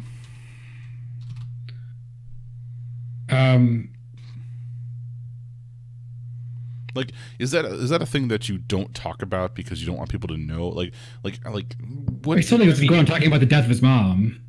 And like the secret pain doesn't, like, the pain might not be the secret, but like the depth of it and the sting of it. Like how much he blames his lack of, what he could do or his inability to do anything. How much he blames himself. The cancer thing is... Well, I mean, if you're an EMT now, like, that's not long-term care. That's particularly acute. Right, so I was wondering, like, did she choke to death? It could have been a more sudden thing, sure. Okay. Where he... No, not at all, no. Not a chance. Oh my goodness. Yeah. That's a lot. That's a lot of that thing, right? That's a lot, and that's a look. And it's a lot of that particular look. What you can't see from that image? Hold on 1 second. Is that the wings flip out? Of course they do. Everybody on the stream's got a big old close-up view of this beautiful, beautiful car. Somebody put a crap load of work into that. So at first I thought it was a miniature sitting on a table, and then I noticed like everything in the background, and I was like, nope, it's. Someone did it to a Mustang. That's real. It's a Mustang because it's got to be a horse car. There are some amazing pictures for Mechanical Unicorn too. That was the direction I said. I decided to stop at Unicorn Muscle Car first, just to see what's going on there. Yeah. That is totally Unicorn Transformer. Full armor Unicorn Gundam. Oh, Mustang is the one that has the logo of the rearing horse, right? Yeah, unless you mean Ferrari. No. I mean, he's not going to own a Ferrari. The Mustang is a running horse. The dancing pony is Ferrari. Oh, it's the running one, right? Okay. Yeah. I said because it'd be cool if his car had the logo, but it had a unicorn horn on it. Okay. All right. So, are there any leftover character questions? Like, I have no idea what the questions are. Oh, right. There's a ton of those, isn't there? We got where are these things here? So you're choosing. Does everyone have weaknesses and identities set? Yep. Mm-hmm. Or sorry, mysteries and identities, not weaknesses. One of them, because like it wasn't really a question, and I realized mysteries are supposed to be. Yeah. It's hard to make some of them questions. Yeah. Or it's hard to make a question that's like as propulsive as it sort of seems like they should be. I mean, we don't have to have everything set in stone tonight. We can get notional bits and work on them over the next $ time. You can't just put a random call for variable. You gotta define things, Mike. Well, no, he defined it you further find up. that I can't. It's only on interpretation that becomes a problem. As long as we just, Next Saturday, when you try to compile the show, yeah.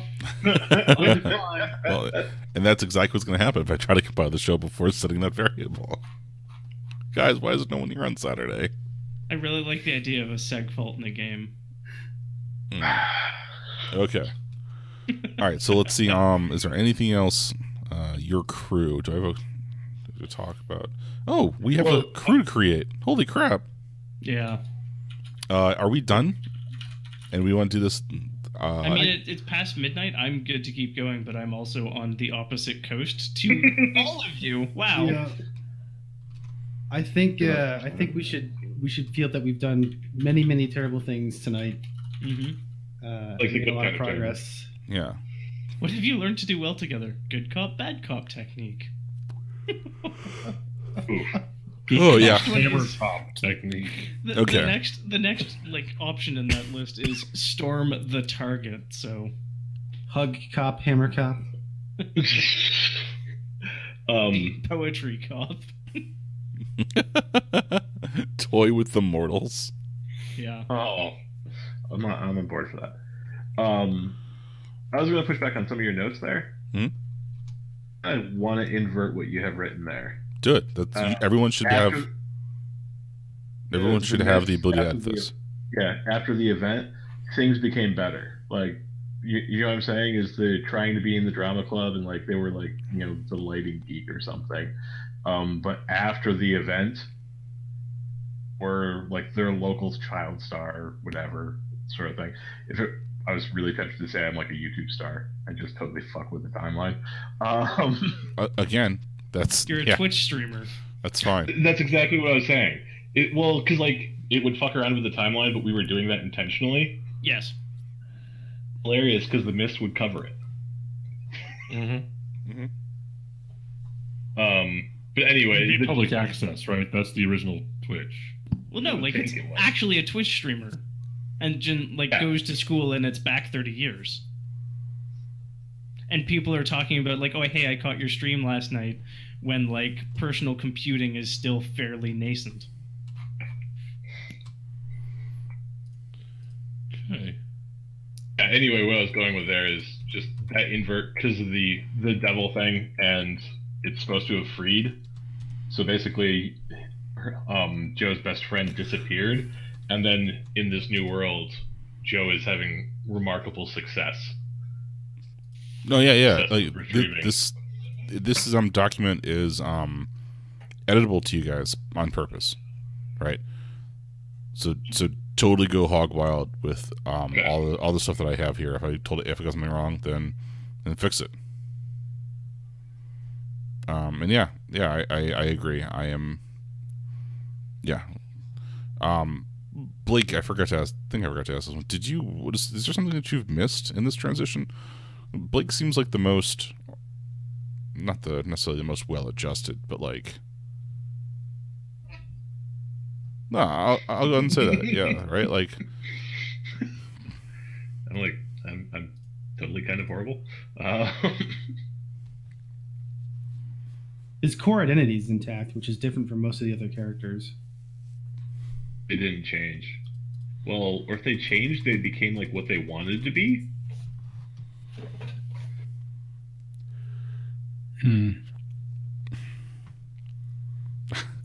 Did you sell out the group? I don't think I planned on selling out the group. It'd be kind of odd odds of what I was. I mean, it could be the fact that he's no longer in school.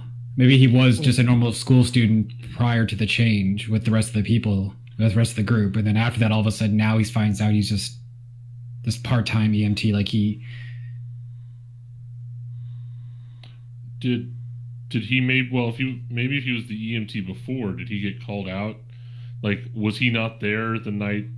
Did his beeper go off and have to go out to do EMT stuff while we were there at the school playing D&D when everything went down? Well, I was gonna say, like, I mean, maybe we helped Blake get what they want, and that, like, unbeknownst to us, God. Half-Life 1 Resonance Cascade unintended consequences. 'Cause So we're it already broke. a gang. It broke the 5 of you for fixing Adam. Yeah, Jeez. 4. No, All right. There's the missing 5th, right? Well, yeah. But, like, it's a... Like, I mean, maybe even some of us knew that shit would get weird for the rest of us. Or we didn't know. We had no idea it would work. Yeah. Like, we thought it was a stupid D&D spell that we were casting. This Or, is a yeah, limited we, like, wish. cast We finally got there. Yeah. What's this We monkey cast paw Limited here on the Wish, table? Or we pulled Wish out of the deck of many things. And it says, "I wish my mom had never died." Or just like, I wish I could have helped my mom. Oh, From EMT. Also, this is like the most Monkey Madoka paw. shit ever, and I love it. Yes. And we're right back there. Yeah. Oh yeah, complete with like wishes being corrupted. Like, yeah. So Which is work yeah, exactly as stated. then there you go. That's what I missed. I missed not having the guilt of breaking the world. I mean, there's brotherhood and shared suffering. Suffering. Suffering. Every day I'm shuffering. Well, I think we've hit that. Yep. I mean, it's closer to 1 than midnight for you, so. Yeah.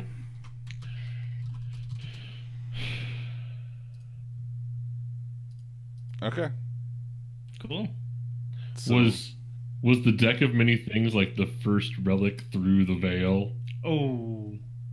and we used it to wish Who's- Adam, or Well, wish that means it's still there. So the missing yeah, person. it does. The missing person bought a tarot to stand in for the deck of many things. And they bought it from a creepy dude in the back. Yeah, yeah, It's yeah. by a tarot from a guy named Jeff. Guy named Mike. This fucking shady guy with a beard and long dark hair. Well, I got my tarot deck from Wow. Amazon, so Jeff. Yeah, that was the first one. That was like the entry of Shadow or of Missed. the Mist into the world, maybe, or at Maybe. least into our lives, right? Right. Yeah. Yeah. And now that is somebody's relic. Somebody Well, it's Does the that- missing person exactly. as a tarot deck. Mhm. Yeah. Blake says so. Blake created Flashpoint. For you DC nerds out there, the Flash goes back in time to stop himself from getting Flash powers, basically, and ruins reality. I mean, Coming to a theater near you in 2024.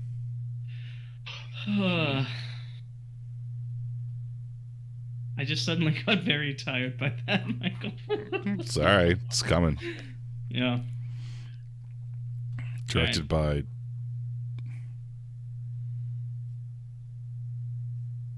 I kind of really want to see what like Guillermo del Toro would do with like a comic book movie. Something good, so that's not going to happen.